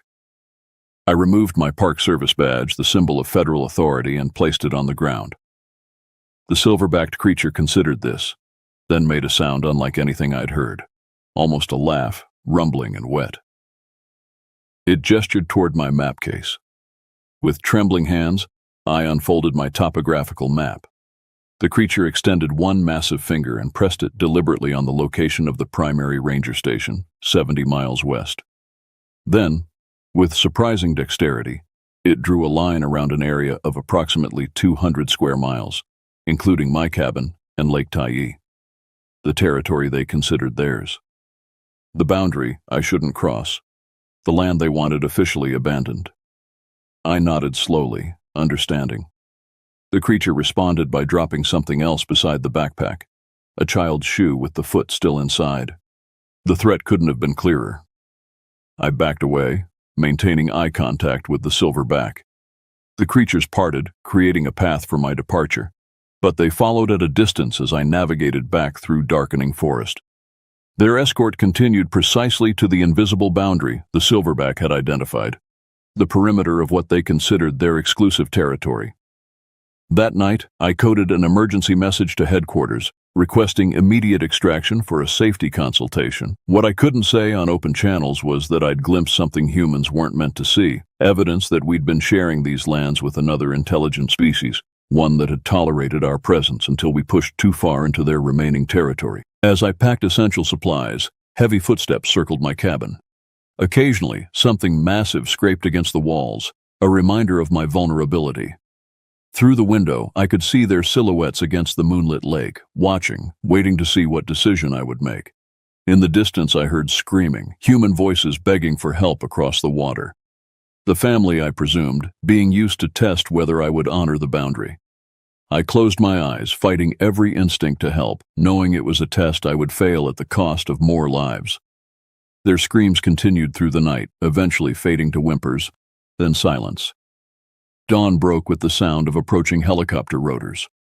As I stepped outside, bag in hand, I found a final message on my porch. 4 severed human fingers arranged in a straight line pointing west, away from the territory. The meaning was unmistakable.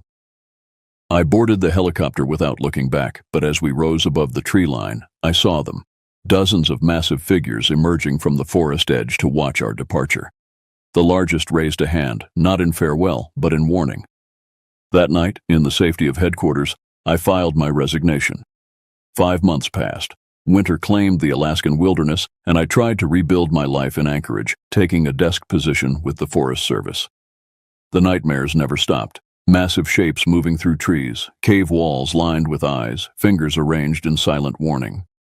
During daylight hours, I researched obsessively. Tribal legends, historical disappearances, scientific papers on unclassified primates.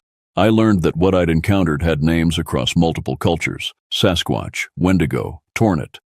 The Inupiaq called them Arulatak, the ones who walk behind. Government records revealed a pattern of abandoned ranger stations and redrawn boundaries throughout the region's history, always preceded by disappearances. Most telling was what I found in sealed Forest Service archives, a 1978 memorandum authorizing specialized containment zones in remote areas, places where human presence would be deliberately minimized. Lake Tyee and the surrounding 200 square miles appeared on that list. We'd known all along. We'd been maintaining the boundaries for generations. In February, Randall called. "They found your replacement in the spring thaw," he said without preamble. "What was left of him? The higher-ups are considering a permanent evacuation of Sector 7. They need your testimony." I returned to headquarters the following week. The meeting included Park Service directors, Department of Interior officials, and 2 men who never identified their agency affiliations. I told them everything: the tracks, the structures, the cave paintings, the territorial negotiation. I emphasized the intelligence I'd witnessed, the clear communication, the deliberate warnings. "They're not animals," I concluded. "They're people. A different kind of people, but people nonetheless. They've been managing us as much as we've been managing them." The decision came 3 days later. Sector 7 would be officially designated a wildlife conservation zone, closed to all human traffic. My final assignment would be placing warning markers at strategic boundary points, simple red reflectors mounted on trees, meaningless to casual observers, but very clear to those who needed to understand. April found me back at Lake Tyee, accompanied by a 4-person security team. My cabin had been destroyed, not by weather, but by deliberate force. Walls torn outward, roof beams snapped and arranged in cross patterns. A warning. We worked efficiently, placing markers along jeep trails and footpaths, creating GPS boundaries on official maps. The security team maintained constant vigilance, jumpy and trigger-happy. They'd been briefed, but hadn't seen what I had. They still believed bullets would save them if boundaries were crossed. On our final night, camped at the lake's edge, the wood knocking began at sunset. 3 sharp cracks from the north, answered by 3 from the south, then east, then west. We were surrounded. "Just territorial displays," the security lead assured his nervous team. "Fire will keep them back." I knew better. The creatures had allowed our presence for a purpose, to ensure we marked their territory correctly, to witness our acknowledgement of their sovereignty. The boundary markers weren't for random hikers. They were our signal of compliance with their terms. At midnight, a massive figure emerged from the tree line, the silver-backed leader I'd encountered in the cave. It approached our camp with deliberate steps, ignoring the raised weapons of the security team. In its hands, it carried something wrapped in leaves. "Hold fire," I ordered, stepping forward. "This is negotiation." The creature stopped 10 feet from our fire. With ceremonial slowness, it unwrapped the leaf bundle, revealing a human skull, not ancient but recent, flesh still clinging to bone in places. My replacement ranger, I presumed. The creature placed it precisely at the boundary line we'd established. I understood immediately, confirmation that trespassers would meet the same fate. But there was something else in the gesture, a formality that suggested diplomatic exchange rather than mere threat. From my pack, I removed what I'd brought as my own offering. Detailed maps showing the newly established conservation zone. The area is now officially forbidden to humans.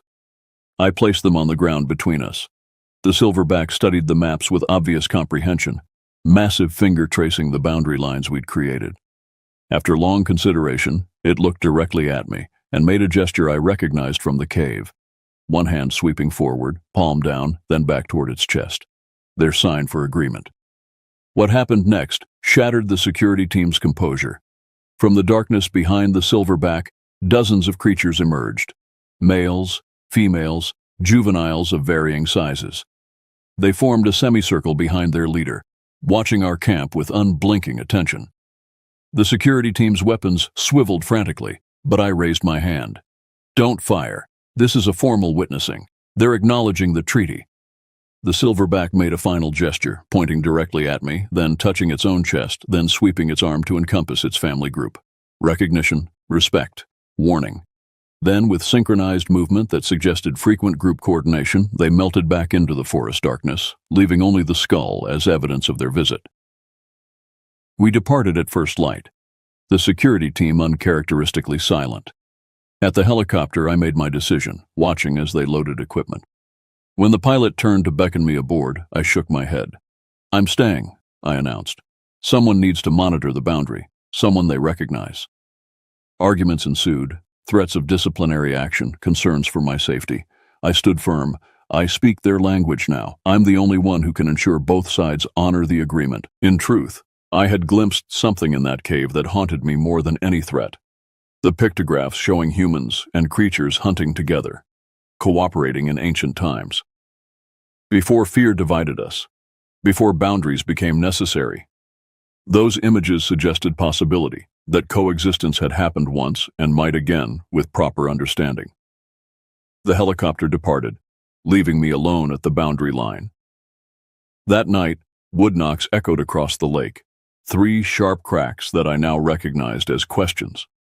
For the first time, I answered, using 2 rocks to crack out my own 3-beat response. Silence followed, then a single knock from much closer. I responded with one of my own. From the darkness beyond my fire, the silverback emerged, this time alone. It studied me with eyes that reflected ancient knowledge, then deliberately sat across the flames, a posture that mirrored my own. Communication had truly begun, not as ranger and beast, but as representatives of 2 intelligent species sharing contested land. I had become something unprecedented, an ambassador to the shadows that had always walked these forests alongside us, watching, waiting for humans wise enough to recognize them as equals rather than legends. As fire crackled between us, I realized the true reason I'd been drawn to this remote post, why I'd returned despite the danger. These creatures weren't monsters from horror stories. They were the original guardians of these lands, with their own society, their own rules, their own right to existence. The silverback extended one massive hand, palm up, across the fire. A gesture impossible to misinterpret, an invitation to shake, to seal our understanding. I reached out and took it, my hand disappearing in its enormous grip. The creature's skin was warm, calloused, undeniably real. In that moment, I became the threshold between worlds. The first human in generations to acknowledge what had always lived beyond the firelight of our understanding. Not a monster hunter, but a translator between species that had forgotten how to coexist. Wood knocks echoed through the forest, dozens of them, a communication network spreading news of our pact into the wilderness. The treaty line would hold, but something more important had been established. Recognition. Respect. The first trembling step toward reconciliation. I had come to the wilderness searching for connection to lost ancestral knowledge. In the eyes of what others called monsters, I had found it. The true history of humanity has always included chapters written in the shadows, tales of other intelligences walking alongside our own. At Lake Taiyi, I had finally learned to read them.